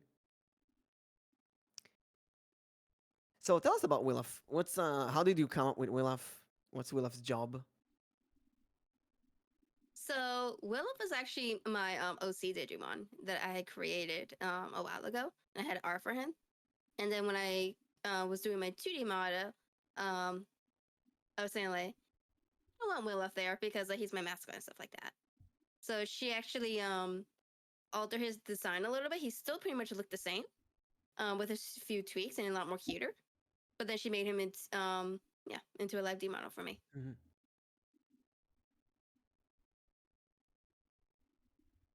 And I was want to ask about your lore. Do you write your lore yourself? Is it one of those big lores, or like Nyx has a really big lore, and my lore is like I'm a mimic. That's basically my lore. So, what's your stand on lore writing for VTubers? How is it going? Mine's kind of like the big lore, not really that simple. So like essentially the short version is that we both woke up in the lab, no memories. Of course, like there's like a possibility like everyone's getting infected by the virus or mindless stuff like that. So pretty much cyberspace is it's not a good place right now. We eventually escaped the lab. Oh, she's And talking then about we a computer defined, like- virus, right? A computer virus. Yeah, yeah. This pretty is much like a amazing. computer virus. I just thought about this when you said virus back in the days. It used to be an actual biological virus, and then in the 90s until like the late 2020s, it, it was a computer virus. And now you barely have computer viruses, and virus actually goes to pandemic, so it changes back. So then we would have to travel to the dark void, is where the source of the virus is, which is being controlled by the hackers. So that's pretty much that. And that's when we run into the source, and then also the queen, who's also fully infected. And that's when we actually restore our memories. And you're the queen or the princess? Before meeting the queen, I was the long lost princess, but then now I am the queen of cyberspace. What happened to the previous queen? Did you eat her? Did you take over?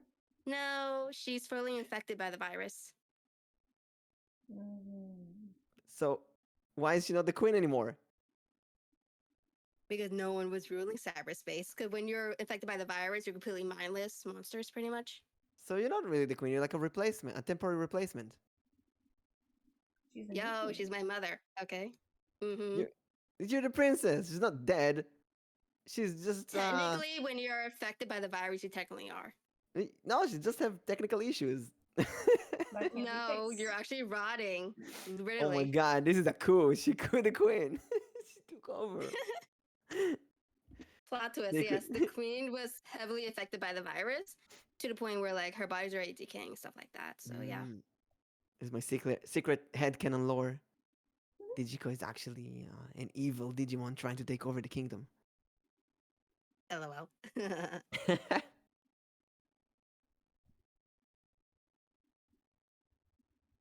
There was something. That's like the gist of it, but like I'm still technically writing it.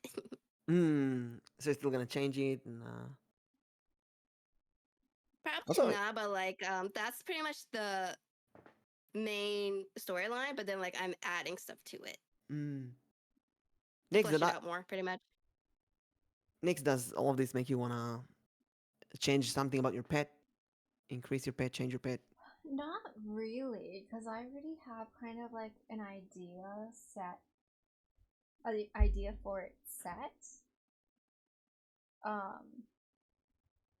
Because I had been thinking about this for a while. It was really just me trying to make it. Mm. and like how I would get it to work out with the stream, or if I would just like mention it in my lore. Mm. But like now seeing Willuff, I had to look at the name again. I was like, it's not Willuff. I'm just kind of It's- like, oh. This is Oh my actually an god, I interesting swear, idea. in my head it was Willoff. I don't know why I wrote Wilbur. All it takes is one. I read it once and I was like, okay, Wilbur, and then it's like suddenly no, it's Willup. I was like, oh shoot, Willup. which one is it? Like I don't even know any Wilburs. I didn't watch any show or movie with a Wilbur. I just know where the name came from. Secret name Wilbur. Wilbur. Willoff J. Wilbur. The infected version, maybe a Wilbur. Yeah. But no, I think like I still Well, have like technically, an idea. he is infected. He is. Wait, how does this work? He's also infected? Mm-hmm. That's why he's technically a bat. Oh wait, that's not his original form? No, his original form is what is called a cupid. So pretty much he was a ball of Oh. fluff with wings until Wait. he got infected by the virus. Serious loophole question. He's a Digimon, right? Yes and no. Why is his name Willoff? Every Digimon ends with a Mon. It's supposed to be Willoffmon.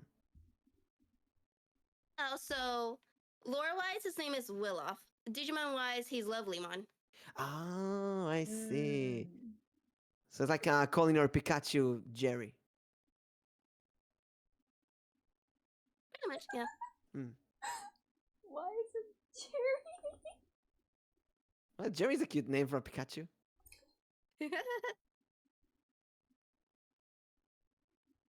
Jerry, use Thunderbolt. That literally just reminds me of that meme where someone is like standing on a chair in their hotel, but they can't speak the language, and so they call down to room service and says, "Do you know Tom and Jerry?"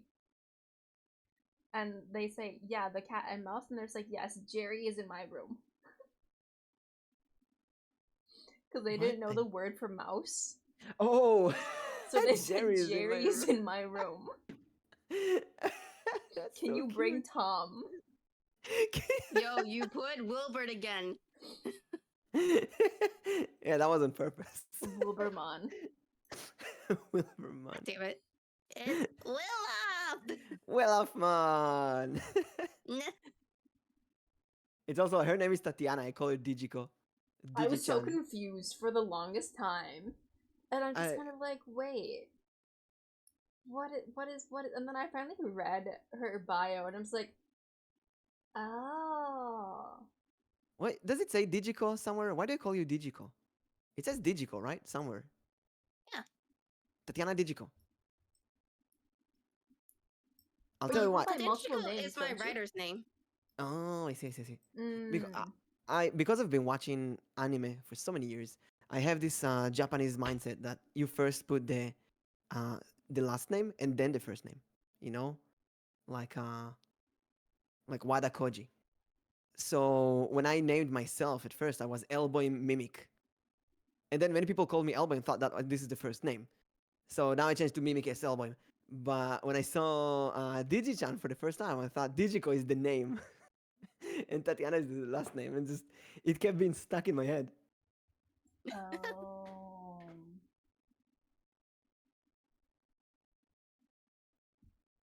That makes more sense now. I always question how you came up with that. Yeah, I have to add Chan every time I see a girl VTuber. Except Nyx, I don't know. Nyx just doesn't sound Japanese.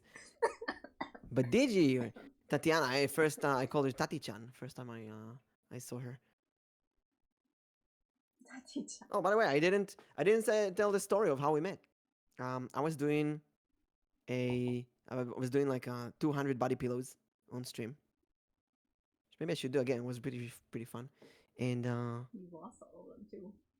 yeah, I lost almost all of them, like half of them somehow. I just deleted the folder by mistake, which yeah, it happens. And she said when I made a pillow of her, which Let me see if I can find it. Actually, I probably can find it. You know what? If I go to our DMs, it's probably one of the first ones.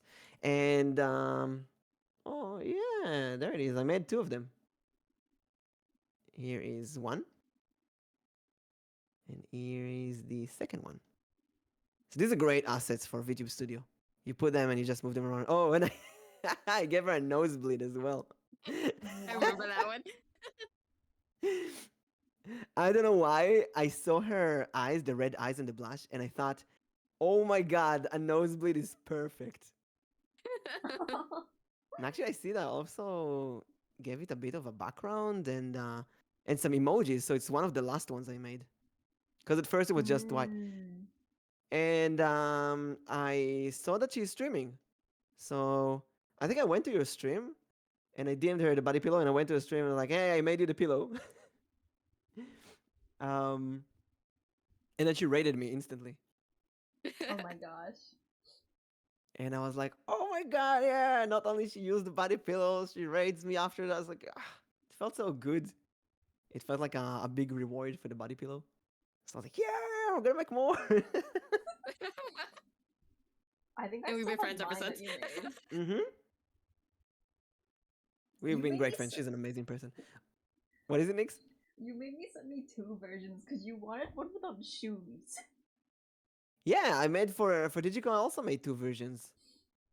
I don't know. Some of them I felt like I want to make 2. Some of them like 1 is enough. It's hard to know why. Let me save this. Every time I found one of those, I saved them because I lost almost everyone. Body But still pillows. so sad you lost them all. Yeah, but I sent them to everyone before that. So. Mhm. Oh wait, I have these saved. I think I downloaded the ones I could find, but it's all in DMs somewhere. You know. Here's mine, the simplest one. Actually, you know what? Let me put that somewhere. I'm gonna put it somewhere. I don't even know VTuber Podcast was a thing. It is a thing. We're here every Wednesday. Every Wednesday in a different channel. So this time it's on my channel. Next time it's gonna be on Nyx's channel. Let me give a shout out to Nyx here, so you can check her out as well. We're the co-host and we have a guest every week, and we talk about VTuber stuff. Which reminds me, let's show another clip, and let's see if you can tell us what is the clip about. So, Which Nyx, one are you ready is it? with? Let's show Nyx's clip. Why not? Mine? I don't remember what it was. Okay. I didn't watch it, so for me it's a surprise as well. Ready when you are. Actually, let me share the screen with Digico so she can see that as well. She doesn't have to unmute the stream or whatever. This one.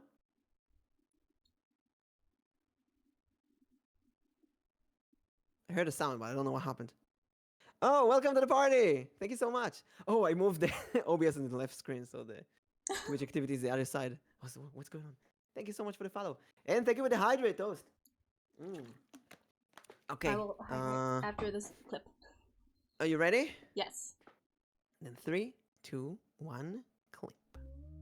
Hi, I'm Nyx Oh Oleander. Nope. Oh my gosh. Oh my gosh. I already like messed up. You've been waiting. I can tell. Hi, I'm Nyx Oleander. I'm a gremlin kitty cat. Meow, meow, meow, meow, meow, meow. I'm dying. Hisker. I'm an adorable goober and I agree with Maddie. Not to mention I'm a super, super cute kitty cat. I'm dying. I'm dying. I'm dying. I love that. I'm dying. This is peak. Oh my This was god. peak fiction. This is peak fiction. I'm dying. She is. Can someone clip that for me? It's gonna go on TikTok. Oh my god. This is peak. Say to. Oh my god. So someone in my chat was saving up for the say the whole sentence redeem. Oh. You can hear the cringe and regret in Nyx's mind right now. I completely forgot that this was my clip. Wow. But yes, I So, have a redeem where, because sometimes like I don't read the sentence and everyone's like, read it, and it's like, no. And so I made the redeem where like, if you redeem it, you can write a sentence and I will read it, regardless of what it says. And so I've read some sus stuff on stream before. This makes me want to change my my clip. Let's see if I can send this to you. How big is I'm the gonna file? send this. I'm gonna send this clip instead. So my newest clip. It's very cringe. It's very, very cringe. And also, before I forget, let me give another shout out to DG-chan. So please check her out as well. A writer in Digimon Girl. Nyx, what was that game that you showed us? That one was, I believe we were playing Observation Duty. I don't know which one it was though. It might have been the first one. But the music really reminds me of Earthbound.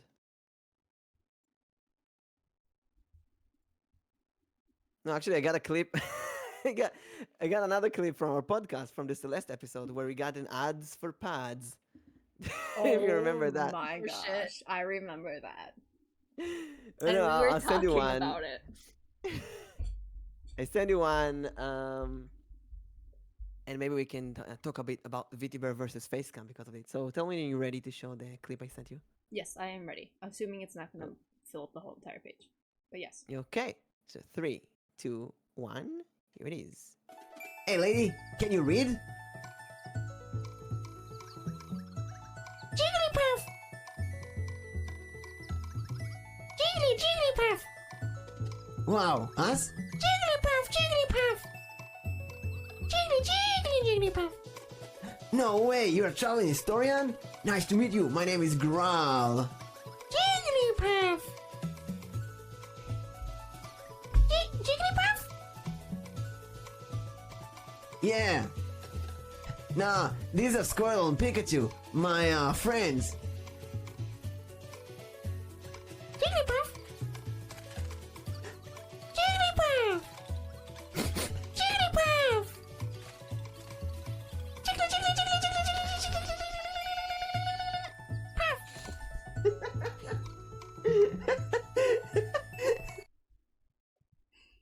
So it's actually from from yesterday. I recognize the sticker. And oh wow, the toast, you got everyone. Congratulations. Next, maybe it's time to do a pull all gacha. Should I? You got 440 tickets. If I can spell. No, I Oh my can't God, Nyx is spell. gonna pull everything. Pull all gachas is gonna pull all. Oh my I got God, you got arrow. arrow. Holy You got a crap. lot. Pity was 1. Mew, Hati Drago, Silex, Arrow, Aldity! Pity was 7. Pity was 80, 64. And Deja, wow, you got everyone, right? See how many tickets I still have left. I have 0 tickets. Oh, 7 combo. Oh, that's a record. Is it gotcha decks? Gotcha decks. Oh, that's so sad. 80%! Oh no, who are you missing? I don't know. Arrow, you need to add trading so we can trade with each other.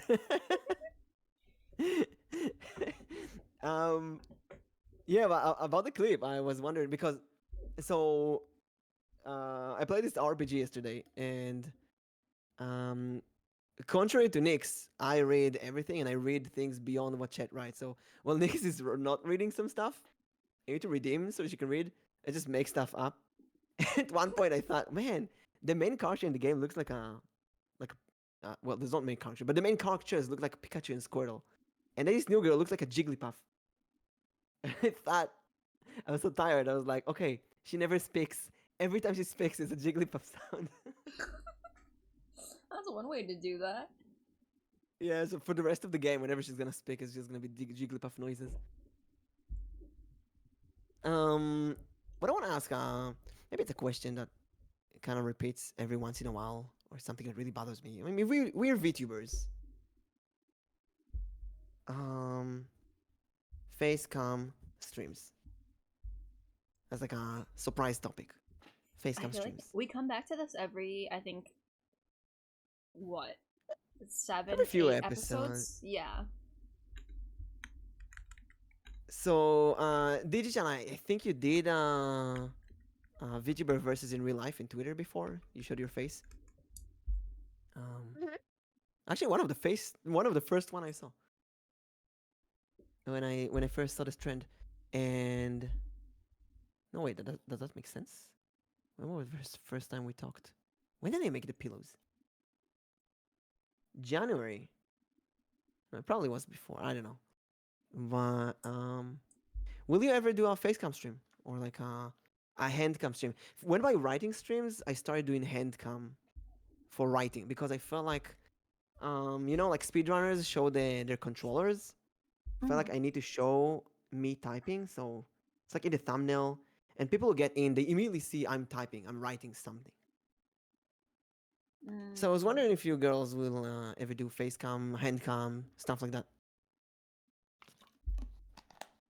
Doing both already. You what? You did a handcam? For like when I was still showing my stuff on screen, I actually did a hand cam with just the keyboard, but like trying to tilt my camera from the monitor to the keyboard got kind of tedious, so I stopped doing it for a while. But I did it for a good couple months. And then for the face cam, I did it twice. Oh, how did it go compared to being a VTuber? Pretty fine. That's fine, I guess. It was during a writing stream, so like nothing too big. So why VTuber? I just don't like using the webcam that much. So that's pretty much the main reason why I use the VTuber model. I see. And what about you, Nyx? Will you ever give us the fabled feet stream? The feet stream. I'm sorry, I thought we were talking about hands. When did we move Yeah, to feet? I said hand stream. You heard feet stream? Wow, Nyx, please. I'm being gaslighted. Is it gaslighted or gaslighted? Gaslit. Gaslight. Roasted. I heard feet stream. Everyone's being gaslighted. I don't know if I would ever do a face cam stream. And the reason for that is because I want to stay anonymous. I want to stay behind the camera.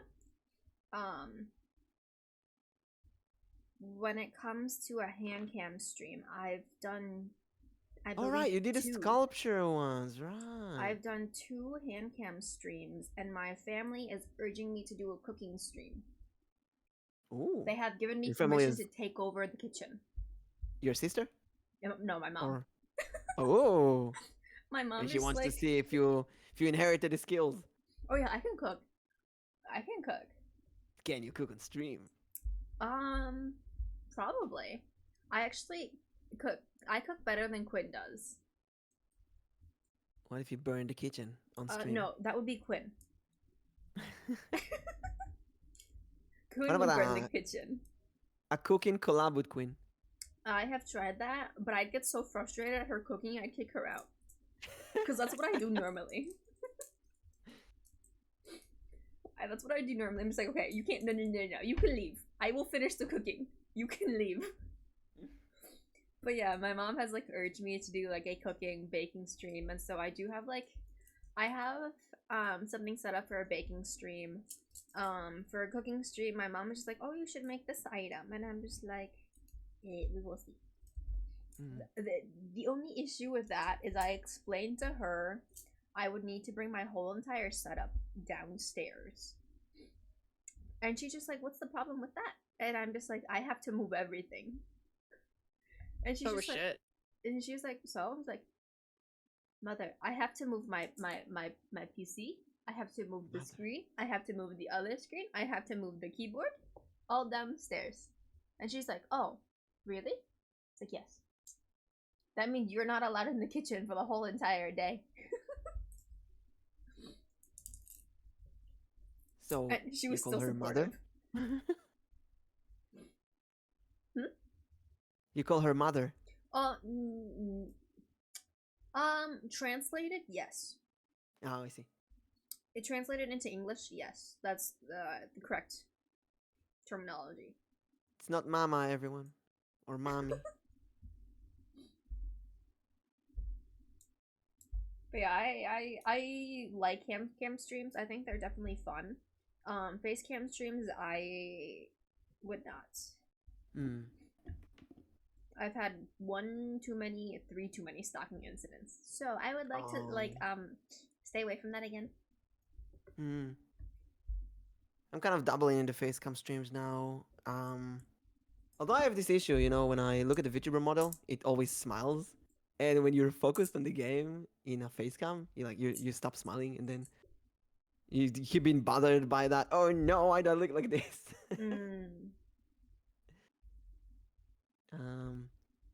But saving the VTuber Studio resources, that's a big benefit.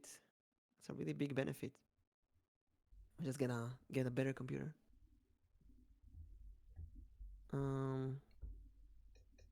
I feel like I my was gonna say, biggest thing is like the resources. yeah, the resources are, man, the internet, and it's like when you stream. Ideally, you want no bothers. You want no scuff, no technology issues. Everything works smooth and fast, and there's no hiccups. Mm-hmm. And then we're constantly bothered by those hiccups, and it's like, oh, come on, just work. But I find it so interesting too, because like with my chat, I feel like they expect the scuff. Like they enjoy it when it's scuff, because then I have a scuff counter, and they like adding to it, and they're just like, it's not an extreme if there's not technical issues. I'm not sure if I have a scuff counter. Maybe I scuff. Oh no, I have a sneeze counter. Like clean the I have bits a I sneeze hiccup- less. I have a hiccup counter. A hiccup counter. Mm-hmm. DigiGirl, do you have any of those counters? I haven't used one in a while. Which I know I have a cute command. a what?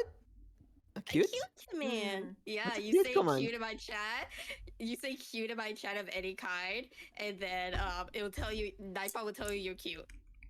You mean how like the VTuber gacha bot does this? Like the gacha boy, like cute. Because like I have this one viewer who loves calling me cute in very different ways. So for every time he kills me, it becomes a different way. I add it to the bot. Ero actually said he wanted to add that to the gacha bot to kind of call out viewers who are trying to be parasocial. Like if Oh they really? let's say someone writes sexy, it's gonna be like, ooh, What is ooh. that bar? Which bar? Bar? What do you Is say a that- bar? Oh, there's one emote. It's probably not recognized by Stream Elements. It Era, was- you there? It was recognized the other day. That is weird. It was recognized the Oh. other day because we were messing around with the bot. Who knows? Maybe they changed something. Oh, you know what's interesting? It's not okay. So it's recognized in Twitch mobile, Cheese command when? but it's not recognized in guest star. Oh. I have it. That's what does a cheese command do, by the way? What is a cheese? You know what? Command add cheese. Baguette.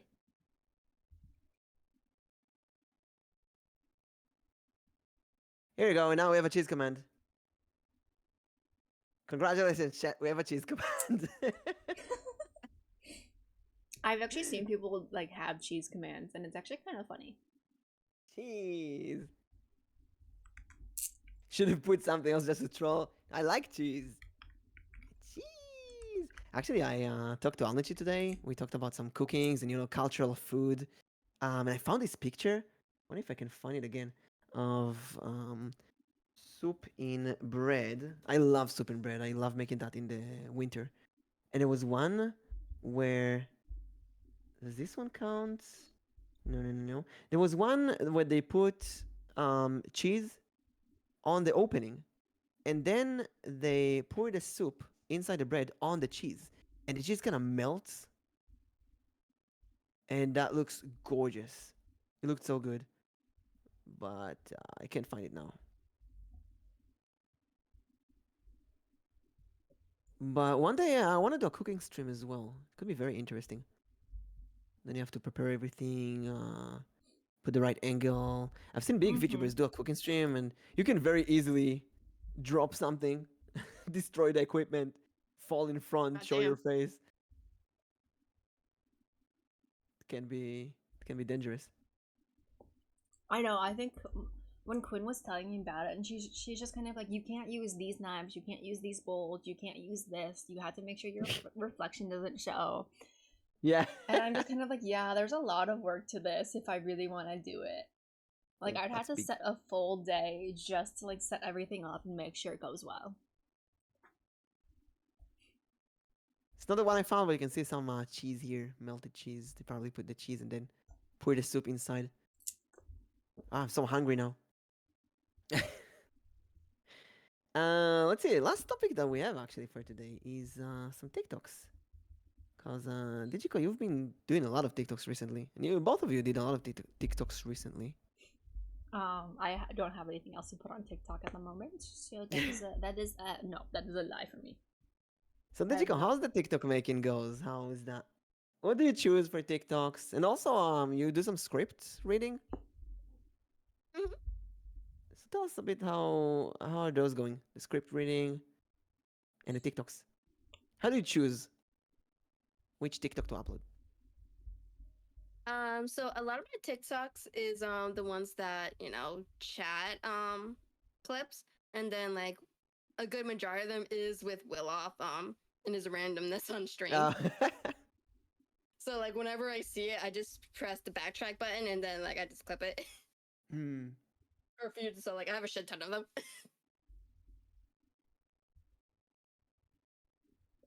And then like once I have all those, I just like throw it in DaVinci, and then I try editing them. What kind of editing do you do? Because for me, I cannot just upload a tweet. Not a tweet. I cannot just upload a clip like it is. I want to put subtitles and effects and cut the things and all of that. So I can't stop. Sometimes it takes me like 2 hours to work on one TikTok clip, and it's so tiring. It is I kind of go back and forth between putting captions, putting little images, especially if someone is not speaking who's not particularly in the clip. Kind of like my boyfriend, and where like I just put his PNG and I have it moving around Hmm. whenever he's speaking. Is that, or like I experiment with actually not putting any subtitles, but I just have the logo on there. Save the logo, but no subtitles. Mm-hmm. Kind of like the Hmm. first clip you showed with mine. I just had the logo Yeah. on there, And do but that was just you do like editing, Wait. effects, cutting, stuff like that? no. Well, cutting, yes. Effects, not really. I don't really like a lot of the effects that's in DaVinci, Hmm. and then a lot of them is you have to pay for. You have to pay for the studio version. I'm not Oh, yeah, costing yeah, yeah. $200 for that. Yeah, the free effects. I use Filmora, and they do have a lot of great free effects. But I don't remember what I use. maybe you don't know what you used. I don't remember. You just check now. You're on your computer. What do I use? What do I type in? How do you open video editing software? So, do you record special TikToks sometimes, or do you just use clips for now? A little bit of both. Some of them, well, most of them is from stream, but I do have a couple where like I'm just running stuff through ChatGPT. Mm. Like ChatGPT gave me a funny clip based on my lore or something like this. Yeah, so like one of them that I'm actually recording it's just based on like a little skit, like a little scenario skit I did. I was gonna make that into a TikTok. Oh, I see. I use clip combo for mine. Clip combo. Oh, so many video editing softwares. Yeah. The I nice hate thing- having like too many of them. Yeah. what I Actually, like used about to I used to have Premiere, Adobe Premiere. Oh. But I just opened it, made me gave me such a headache because it's so complicated and over complex. Like, leave me alone. And then Filmora, when I started, it's so intuitive compared to Premiere, obviously. Yeah, that is true. I used to use Filmora until the whole situation where like they're pretty much throwing all the life members under the bus. So it's like, yeah, I don't trust, I can't trust a company like that anymore. It's like they kind of resolved it by like, giving us the updates that they promised before they secretly changed the TOS. Yeah. But, Thankfully, like, nah, I had can't trust no a company like idea. that. I had no idea what's going on, so I'm like, I'm trying to put a blind eye, but it's just, sometimes you have to choose what's comfortable and what not. And Yeah. I'm using it for 2 years now. Learning a new program, it's like, oh, come on, I don't want to. Like quitting a game. I just recently managed to quit Honkai. Really? Yep, my life is drastically better, but every once in a while I think like, oh man, what if there's a new culture? Just go log in one more time, pull for a new culture, and then you can leave. And then you did the dailies, and then you never leave. And And that's how they get No, you. don't fall into that rabbit hole. no, Too no. But I saved so much time. Oh my god. And you know what? I sometimes told myself there's ton of content. Yeah, but the content is kind of the same as the previous content. Just talking to more characters. 4KJ to be farmed, but that's the word. Farm, join the dark side. Join the anime side. Actually, no. Listen, I thought when I did the dailies for Honkai, I thought I'm going to stream that, and that would be good content. But that was kind of boring for me. And then I thought I will do dailies off stream while I like listening to podcasts, watch other people's streams, and then every time there's an update, I can play the game. So when I do dailies, I do it for future Honkai streams. In reality, though, I feel like my Honkai streams, except for the first one, or like the first week, I feel like my Honkai streams weren't that good. And definitely didn't worth the amount of time I invested on the game off stream because, well, ladies, how much time we invest on stuff behind the scenes off stream, work on 4 hours. overlays and TikToks and SCAF and solving stuff and networking, so many things. Scheduling. Like if you ever scheduled with more than one person, it is so tiring. It is. He left the day things actually got interesting. That's why my brain wanted to leave. For I'm trapped again.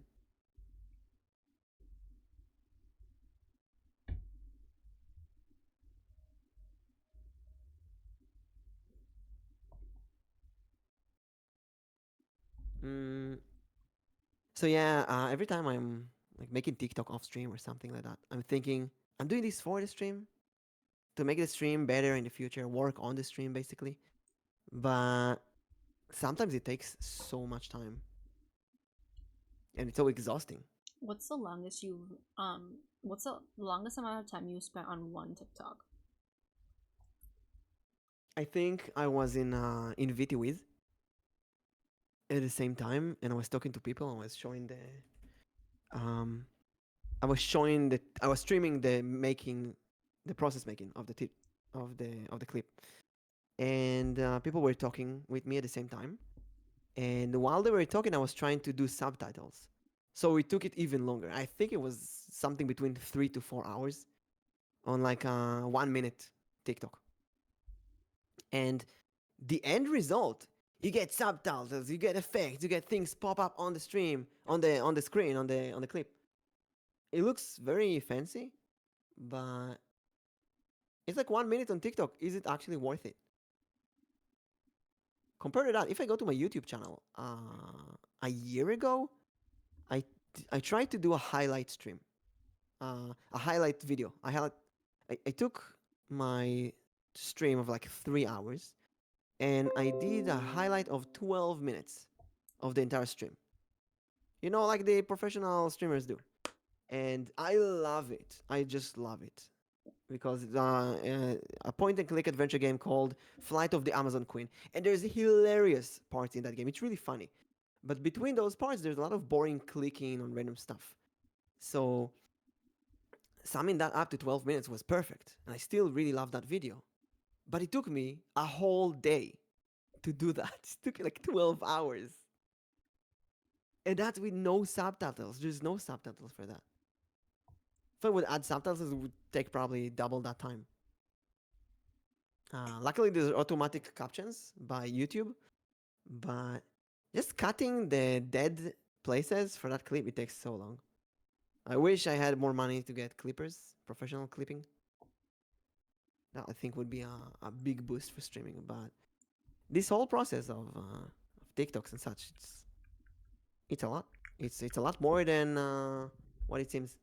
It really is, and I think a lot of people don't realize how much time and effort it takes for us to really do them. People think it's like an easy, quick, you have a clip, you upload it, and you're done. And it should be. It should be like that, right? Mm-hmm. I should go to Twitch, look at where chat peaked during the stream because I said something funny, clip that 30 seconds, drop it on TikTok. It should be only that.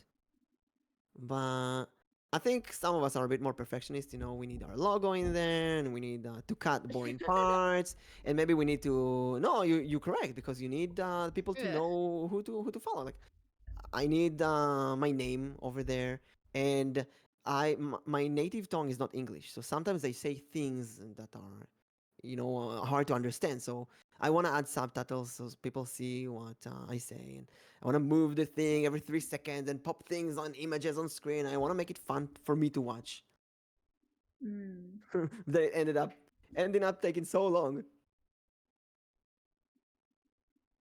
and I wonder if it's worth it at all. I have like 1, 2, 3, 4, 5, 6, 7, 8, 9 clips in a folder just waiting to be made into TikToks and upload to TikTok.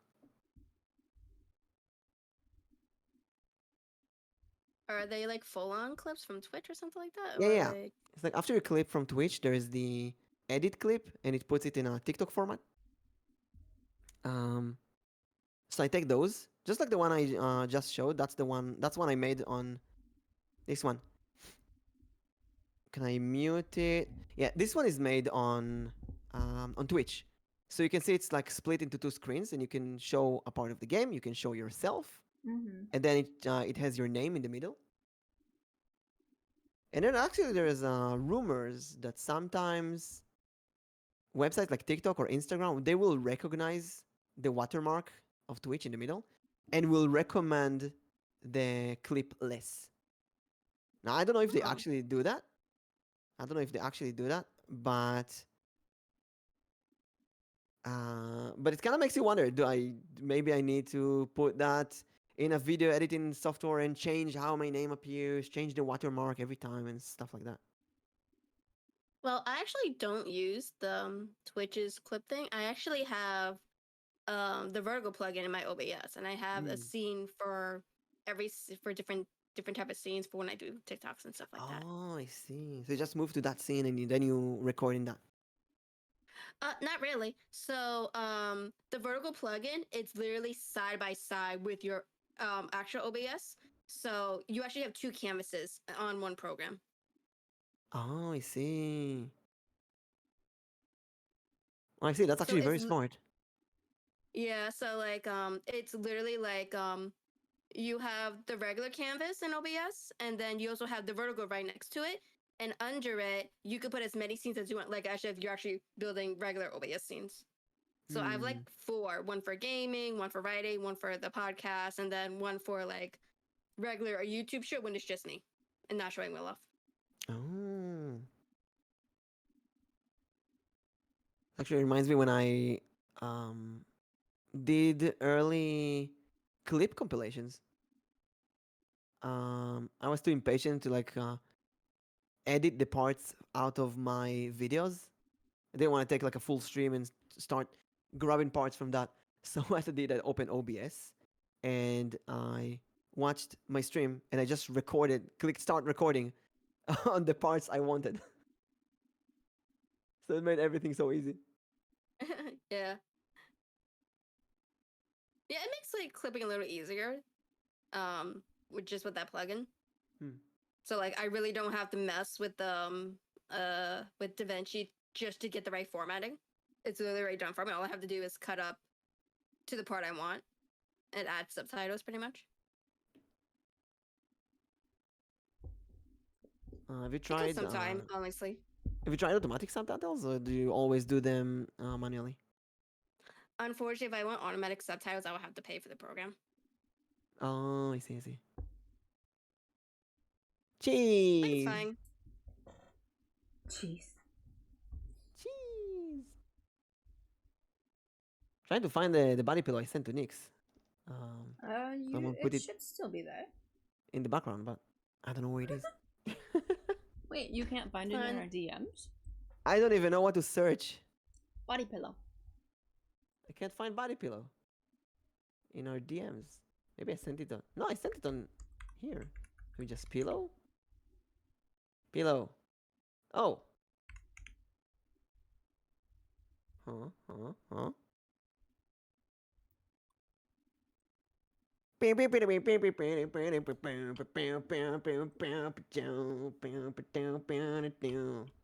think I found it. I found the scrolling. I'm scrolling. picture that she sent me. Oh my There gosh. it is.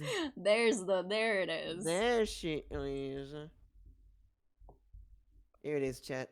Nyx's body pillow. I'm gonna put it here next to mine. Actually, let me put it like in the background. I'm gonna lean them on the wall or something later. So, got any tips for TikTok making, both of you? Be consistent. I feel like I'm not consistent, Agree. and that definitely hurts when I upload something later. But then, like, at the same time, like, I feel like when I don't update a lot to it, or I don't like upload, I feel like I get new people finding my clips, and then they look at my other clips. When you don't upload? Yeah, because then like I upload like every once in a while, and so then I tend like the difference that I see is people will favorite my clips if they're like more spaced apart. So like upload every 2 weeks or something like that? I think like once a week. Yeah, once every 2 weeks. But I also think it depends like what your content is too. Oh, I see. Just gonna play around with the pillows in the meantime. Yeah, I kind of agree with being consistent thing. I actually do mine like twice a week, and I've actually been knowing a lot of people's been favoring it, a lot of people's been commenting on it, and it's like the TikToks actually do a lot better than do on YouTube for some reason. So you actually get people from TikTok to come to your streams? I have no idea, honestly, and there's really like I highly doubt like they want to sit through like writing streams. Half of the stuff is from like Will Off.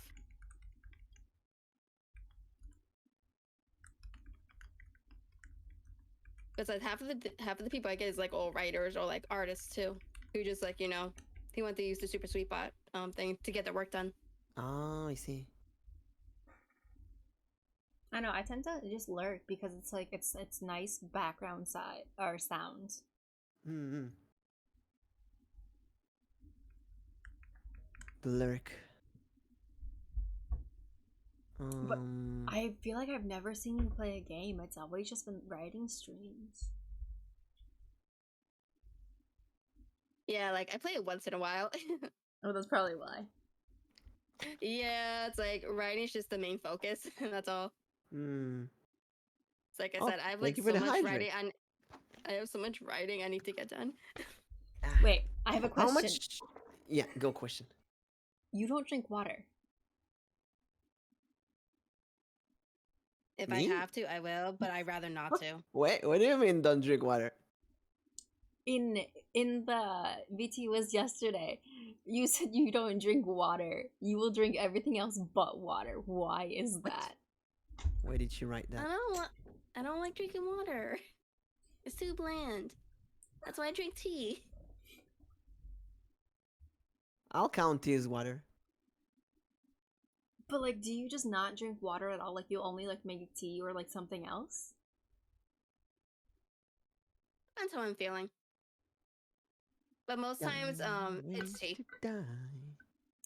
So many That's so interesting. I feel like I've met a lot more people who are streamers who don't like the taste of water, and will drink everything but water, and I find that so interesting. And then there's streamers who are like will hydrate with coffee or with Red Bull. I know yeah. someone who does that. Yeah, because like I don't drink soda or anything, so like all I drink is like tea and juice. Tea and juice. Mm-hmm. Tea and So, like sometimes I'll juice. drink.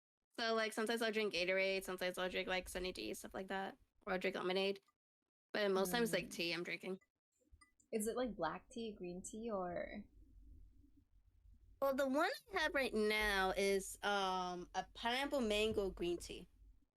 Pineapple mango green tea. That's like yellow, orange, and green at the same time. Yeah. I think it just shocks Tea me and to juice. find so many people who don't drink water or don't like drinking water. I used to do voice coaching in the past, and it was in music school. And you have to drink water in music school. They're gonna butcher you if you don't drink water. So I've been drinking a lot of water in since then. And then on stream, when you have the hydrate redeems, like people pay points for that. I feel like you have to drink water. You know, people pay the point for this. You can't scam them and drink something else. That's rude. I mean, when you Well, say you never hydrate, specified if it was water. yeah, when you say hydrate, Okay, you're not specifying. I take that argument. Okay. Let me go to my hydrate and see what it says. Make me take a sip, but you have to drink as well. You're right. I didn't specify it's water as well. Ooh. Hey, Diana, she drinks soda or tea during hydrate and puts like 30-minute cooldown. Wow. How much is That's horrible. the redeem though? I mean, I've seen people bully the streamer with that redeem, doing like 15 hydrate redeems in a second. 500? That's happened to me, and so my chat redeemed hydrate. I think it was like 46 times, and then I finally put like a 5 or 10-minute cooldown. But it's still only like 100 points. It's still the same amount as me flipping you guys off. I'll put the topic as chat questions. Let's see. Alar says, so what would happen if there was a streamer named the Lurker? And what does pineapple mango green tea sound so good? Also, I drink water all the time. Sounds good. Try it. Yeah, it's really good. I feel like either put it expensive or put cooldown. If you do both, yeah, it's kind of okay. So I have some D&D redeems, like a heal player. That makes sense that it's both expensive and there's a cooldown because I don't want them to do that all the time. So there's a cooldown of like 45 minutes, which means that you're gonna use it probably once per session, which makes sense. But if it's something like a hydrate redeem, I don't know. Hydrate redeem, stretch redeem, they're kind of weird in a way. For me, if someone redeems too many, I just take a really small sip. When I hydrate, I really take like a small sip. So because I don't want to go pee during a stream. I think for me, I'm just bad at hydrating because I forget. And so when I do Same. drink, I drink a lot at once. Oh, I see. My And battle I'm is just right so in used front to of me, that. so I see it all the time. Even though I see it, I'm just so busy that it does not connect that I need to drink water. Mm. And also, I think this is a great interaction between the streamer and the chat.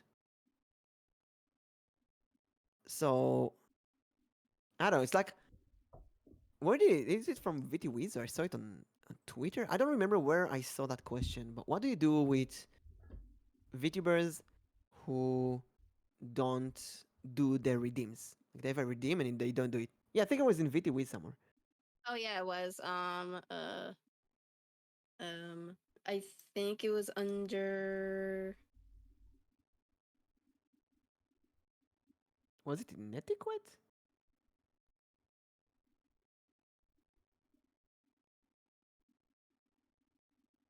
Oh yeah, Ethics, yeah, I yeah. think. Yeah, yeah. Someone said that there's a person with like 1,000 points Ara redeem, and um,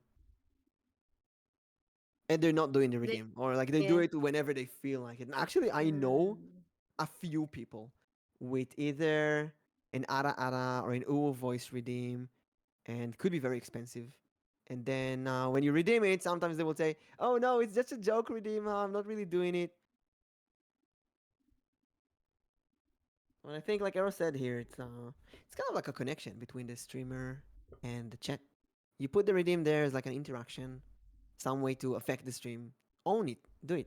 You don't want to do it, don't put it there. Mm-hmm. I don't But know I why feel I like a lot don't of have either of those. Queen Digi is smart because she has all three combined into one command: drinking, stretching, and gesture. Oh yeah, the streamer package. Yeah, the streamer package. I saw that at your place, I think, and then I combined the stretch and posture because I really felt like they're the same thing. I'm gonna stretch. I'm already checking my posture. It's kind of a spam to put both of them. Um, yeah, maybe I should do it as streamer package.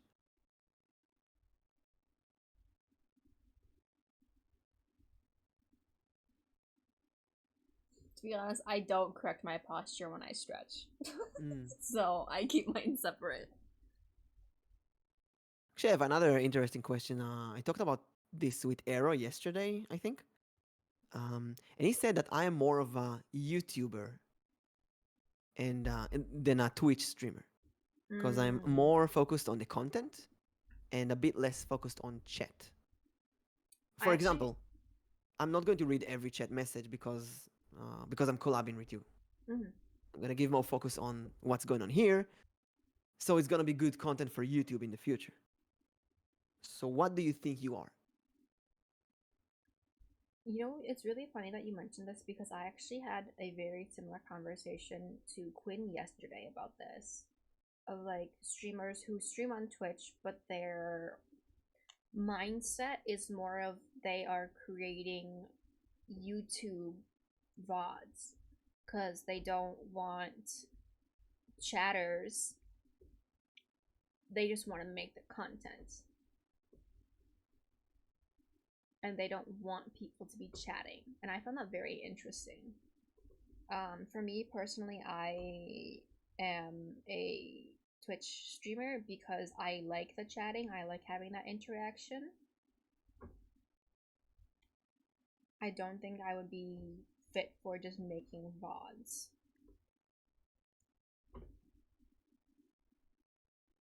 And Emma says, I do that on the show too. I mean, even during gameplay, you skip a lot of messages to immerse into that. Yesterday, I tried reading every message in chat and trying to strike more conversations, but then I'm less in the game. And actually, the same time I reached Arrow's point, it took him like 5 hours or something, which took me like 2 hours, something like that. So I skipped a lot of parts in the game so I could focus on chat. Yesterday, you did a pretty good job. I was impressed. I think I had to work very hard to do that. I had to work exceptionally hard to interact with chat constantly. I don't know. I find that It's harder than it really seems. interesting because I feel like at the beginning you had always said that you wanted to you talk as if there's like 100 or 1,000 people in chat, Yes. but you don't read all of the chats. And so I find that so um um what's the word? They clash because it's just kind of like you talk as if there's a lot of people there. And so the assumption is like if you have chatters, you're going to be talking with them as well. Mm-hmm. And you know what? I sometimes look at my early streams, and I feel like I did in a way, a better job back then, even though I had no idea what I'm doing. And then it went down and slowly it improves. And I think maybe it's one of those beginners like kind of situation. You know, when you play a fighting game and you just button mash, you sometimes win. But then you want to start to learn how to do combos and actually play. And you're slow and you mess up. But then slowly you build confidence and you learn that. So maybe I'm going through something like this. Kind I of mean, it could be that. But I down think and it up. also also think it really just depends on your comfort levels. Because like I've mentioned this in the past before, like I like it when there are people chatting because it reminds me to speak. And that's why I have my viewer count on, because it reminds me to speak to the people who are lurking. Whereas like if I were just making like a YouTube video, the only times I would make comments is probably when I like come to a hard point in the game or something like that. I feel like if I don't speak, it's like I don't know. It's weird. I watch some muted streams sometimes, and I feel like, what's the point? You know, it's so strange. It's like I have to give my opinion on what I see on the screen. But then that's probably what you're used to. Yeah. Whereas other people aren't too used to doing that. They're used to playing the game without any commentary. And so that's where chat comes into play, where they can talk to the people who are in chat. Because I'm not used to playing games and like making commentary on it. I'm used to playing games, turning on a podcast, listening to it while I play my game, and just being mute. And so It's so much easier. it's it's a lot, yeah. And so like going into streaming, I'm still so used to that. And so when there's someone chatting, I'm just like, right, I have to speak. Or when I look at my viewer count, I'm like, right, there's people here. I can't just be quiet. I forget that so much. I think like I need like a little post-it note like right in front of my PC that says don't forget to talk. Why not? Mute streamers are a thing. They are a thing, yes.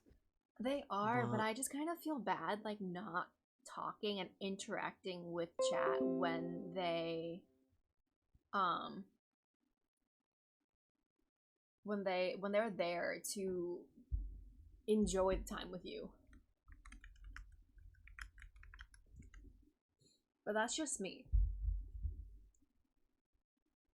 This makes all kind of thoughts come to my head.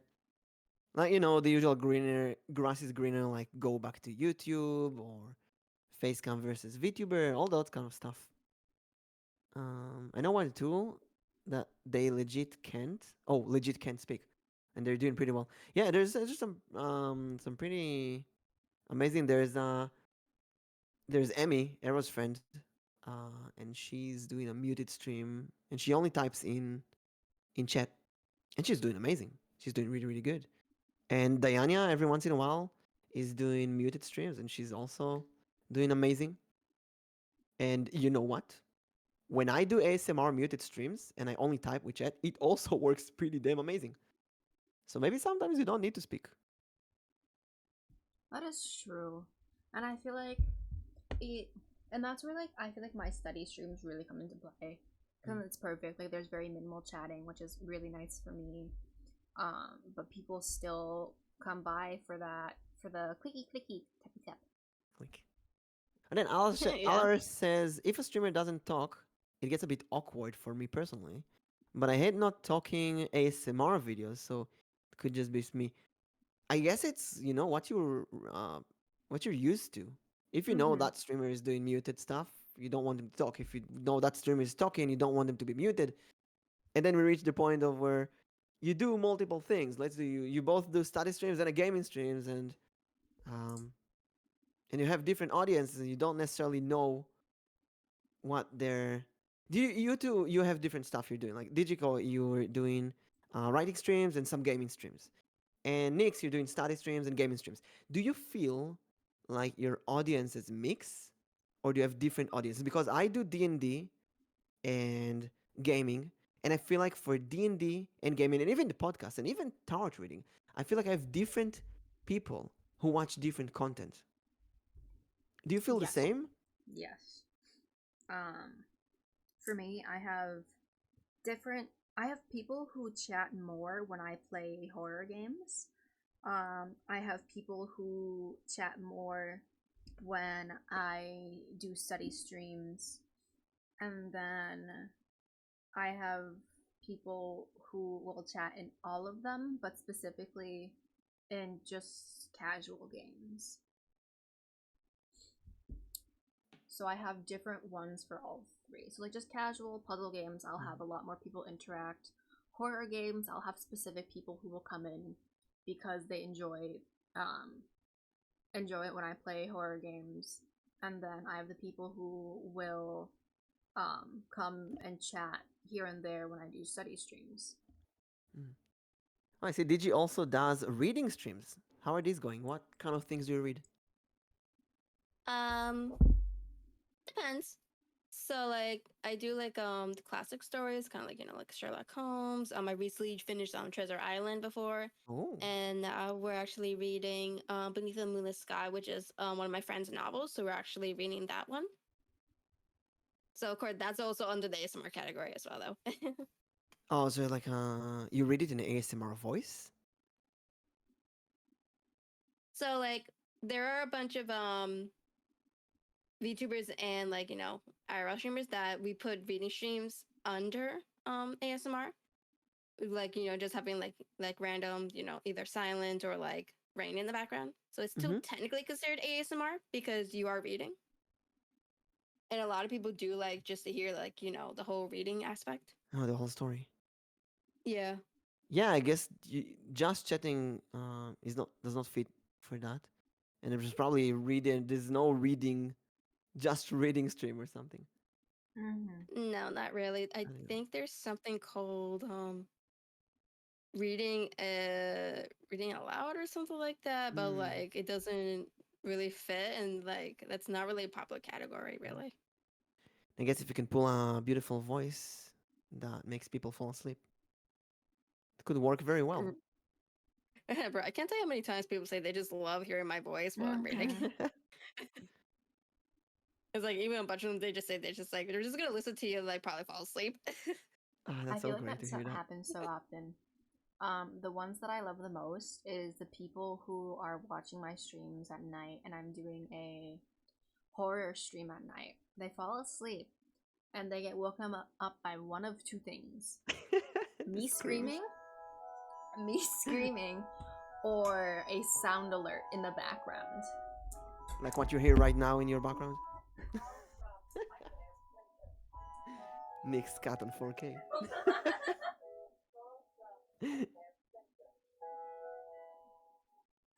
Actually, we're about to finish soon. So, do you chat? Anyone else has a question before we wrap Let me this up? take this phone call. Hold on. People screaming, perfect thing to lull me to sleep. You forgot to mention screaming. No, she said screaming. She started with screaming. I love watching, especially people who never played horror games. Like, I think Peony never played horror games before she started streaming. Then she played the Horror Mansion game. What was it called? I forgot. Wait a second. Horror Mansion game. Scary Mansion? No, no, no. Oh my god, there's so many. So spooky jump scare mansion, which is like a cute game. It doesn't. Well, at first at least, it doesn't supposed to be scary, but it just screams and it's so adorable. Seeing her doing that to herself.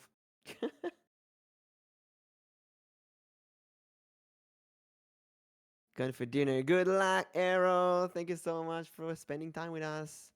I need to eat myself as well. Well, not eat myself, eat as well. What is the best of your community? Who is the best? What is the best? What's the best part of your community, Digichan? Hmm. Probably the best part of, well, my particular community. Um, Honestly, I just enjoy, like, the the interactions, and then the conversations that we do. Like, it's like everyone in my crew is like, it's so nice, and then they just literally just want to chill out, like a chill, and just just watch me write and stuff, and that I enjoy. Mm-hmm. It's like it's nothing too chaotic. So it's calm and stuff like that. Actually, it brings me to another question I wanted to ask before. What's like the easiest thing for you to stream, and what's the most complicated thing for you to stream?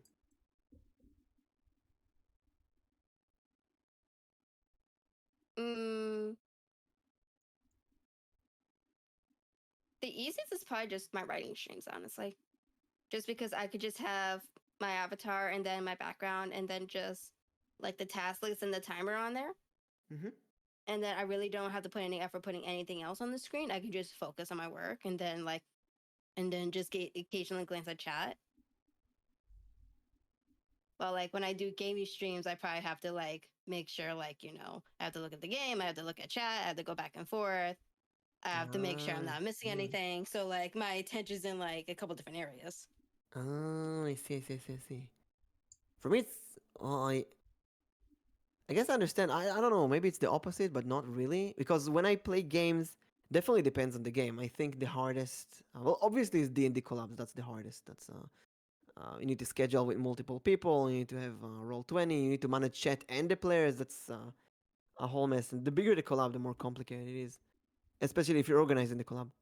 But I think the easiest would be to play a game that I know very well, like The Binding of Isaac, where I can play it almost blindfolded, and then I can. It's like a just chatting. I can focus 100% on the chat, or like 99% on the chat, and then my hands just play the game without me noticing. There's some content in the background, which is nice. And then writing streams, for example, for some reason are a bit harder for me. Maybe because I feel like when I start doing a writing stream, I feel like I have to sit there and write. It's like the stream is not gonna be okay if I'm not going to properly complete a chapter. I'm trapped here until I complete this. It's like chat is my witness that I'm doing the homework. Well, it really depends on your mindset, really. That is Yes. So true. like when I do my streams for my writing streams, it's not solely a writing stream, even though I have it in the title. That's why I also have it as a co-working stream. So the whole Oh, I purpose see. of that stream is to be productive and get whatever work you need to get done.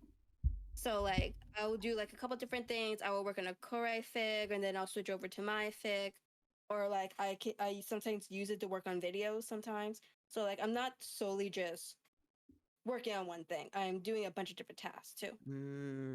So you're doing a lot of things with chat at the same time. Pretty much, yeah. Mm. And then like sometimes I'll be do like not even like completely writing, but like I'll be probably doing like, so for example, I was last week I was doing an outline. Mm. And what about you, Nyx? What's your like? For me, it's gonna be really interesting. The easiest game for me to stream is actually horror games, and I think that's one reason why I tend to stick to horror games more. The setup for it is really easy because I only have to set it up once. Like I have a heart rate monitor, I turn it on, I turn it on my overlays, and I feel like I don't need to talk as much to chat in it because my screaming and fear says enough. Whereas like when it comes to other games, I tend to like ask a lot more questions in it, and there's more interaction with chat, and then I tend to explore the games, and then forget that chat's there because I'm exploring. And then I go back to chat and see what chat is doing. But yeah, for me, the easiest is horror games because it kind of does all the talking itself. Rooted Moon say, I agree with that. A game you can sort of autopilot if you know it well. Writing you have to think. You can't use muscle memory. And Toast can speak. Ah. Mm-hmm. Exactly, because that does all of the talking.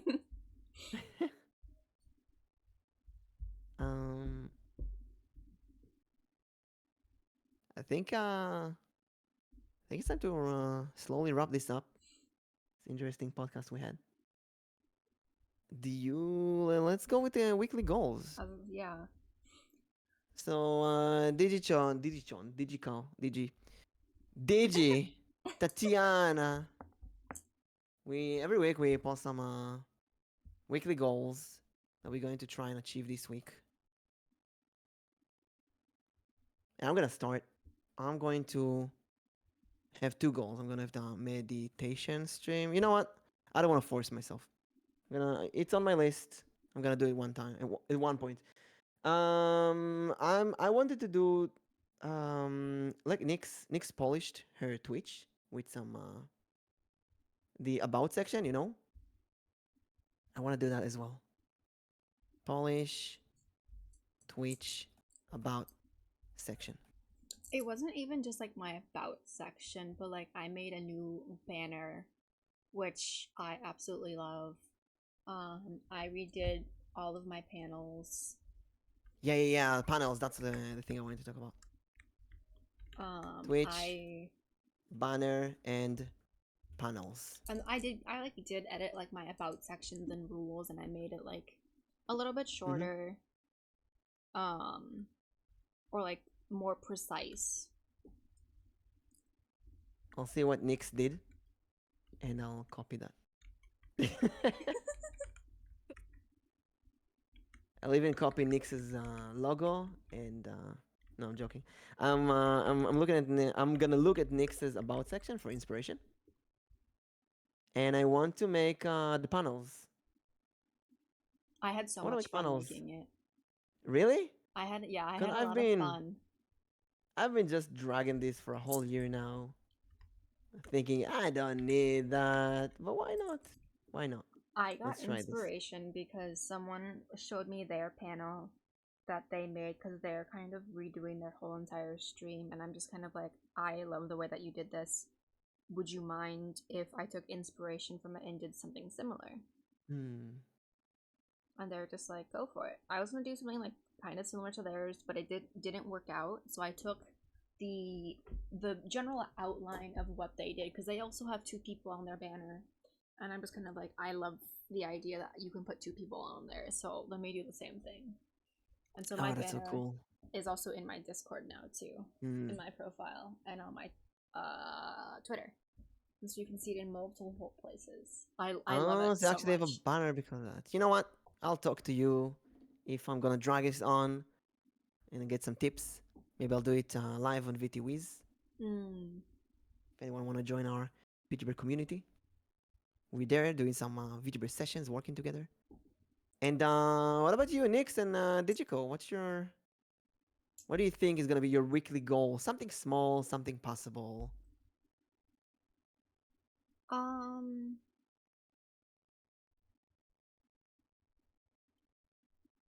I want to say sleep. Sleep. When's the last time you slept 8 hours? It was on Monday, but that's because I had woken up at 4 in the morning and didn't get home until 9, and so I knocked out instantly. And then I had to Sleep better. sleep better. At least one day, you know. I had 3 people message me last night asking me why I was awake, and I was like, I'm not. What about you, Digico? Do you want the same goal? I feel like I sleep too much, honestly. Really? I thought you slept only 1 hour today. Today, yes. Every other day is like I get home like around 9. I just like 9 or 10, then I knock out, and I sleep all the way till like almost like 7:30. Every VTuber needs more sleep. Mm-hmm. So, why is like a goal that you would set for yourself for this week?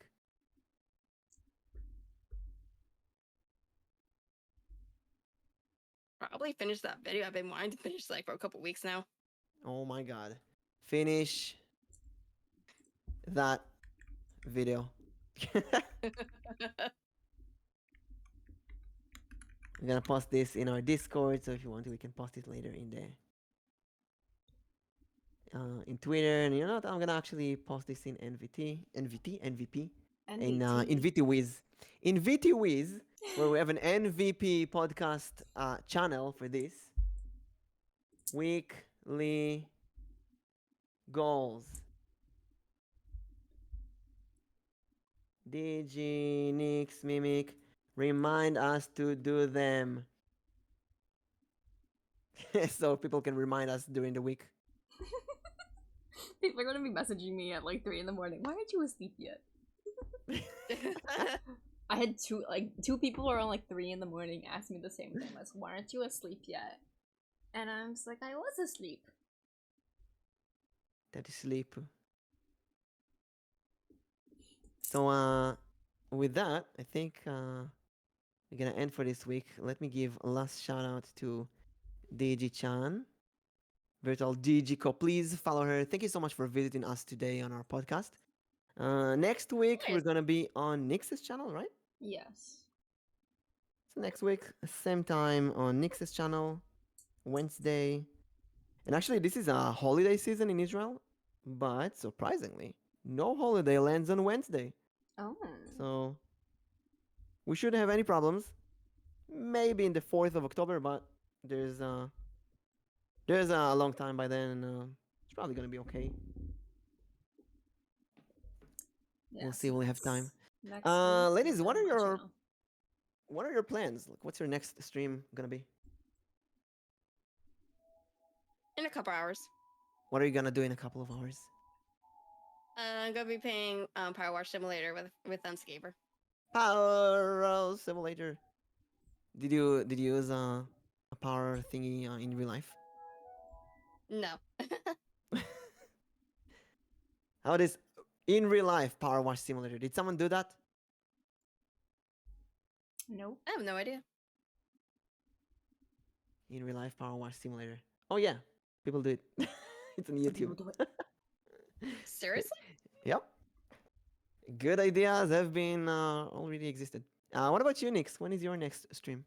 Hopefully tonight, but we'll see how my sleep is. If not, As for me, tomorrow. if not, tomorrow? If not tomorrow morning. What are you gonna do tomorrow morning? Duolingo? I think so. I don't remember. How is it being studying Japanese? So honestly, I've been studying for the past probably 6 or 7 months. There was just a good period of time where I stopped because I was so busy. And like starting again from the beginning, everything's just kind of like falling into place again. But now it's just kind So I of think it's time for us to do like a Japanese only keep talking nobody explodes stream. oh no, What do you oh say? no, that thing's gonna explode in 2 seconds. Oh I shit. don't know. It works, you know. It worked before. It can be fun. I'm pretty sure you know colors and numbers. Yes. We're gonna do it one day. It's gonna be fun.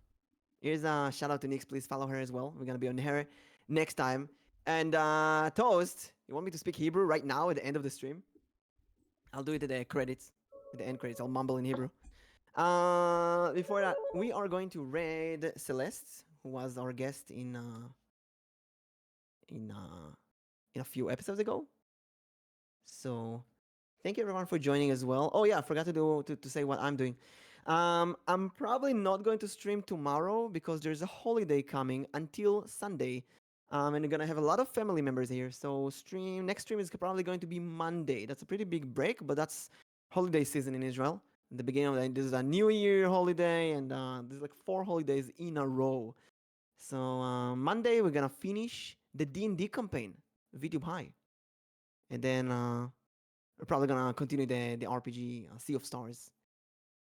So let's give some love to Celeste and make sure to follow these ladies as well. Thank you so much for joining us for today. And that's it for today. We'll see you guys next time, and thank you again for joining us, Digitan.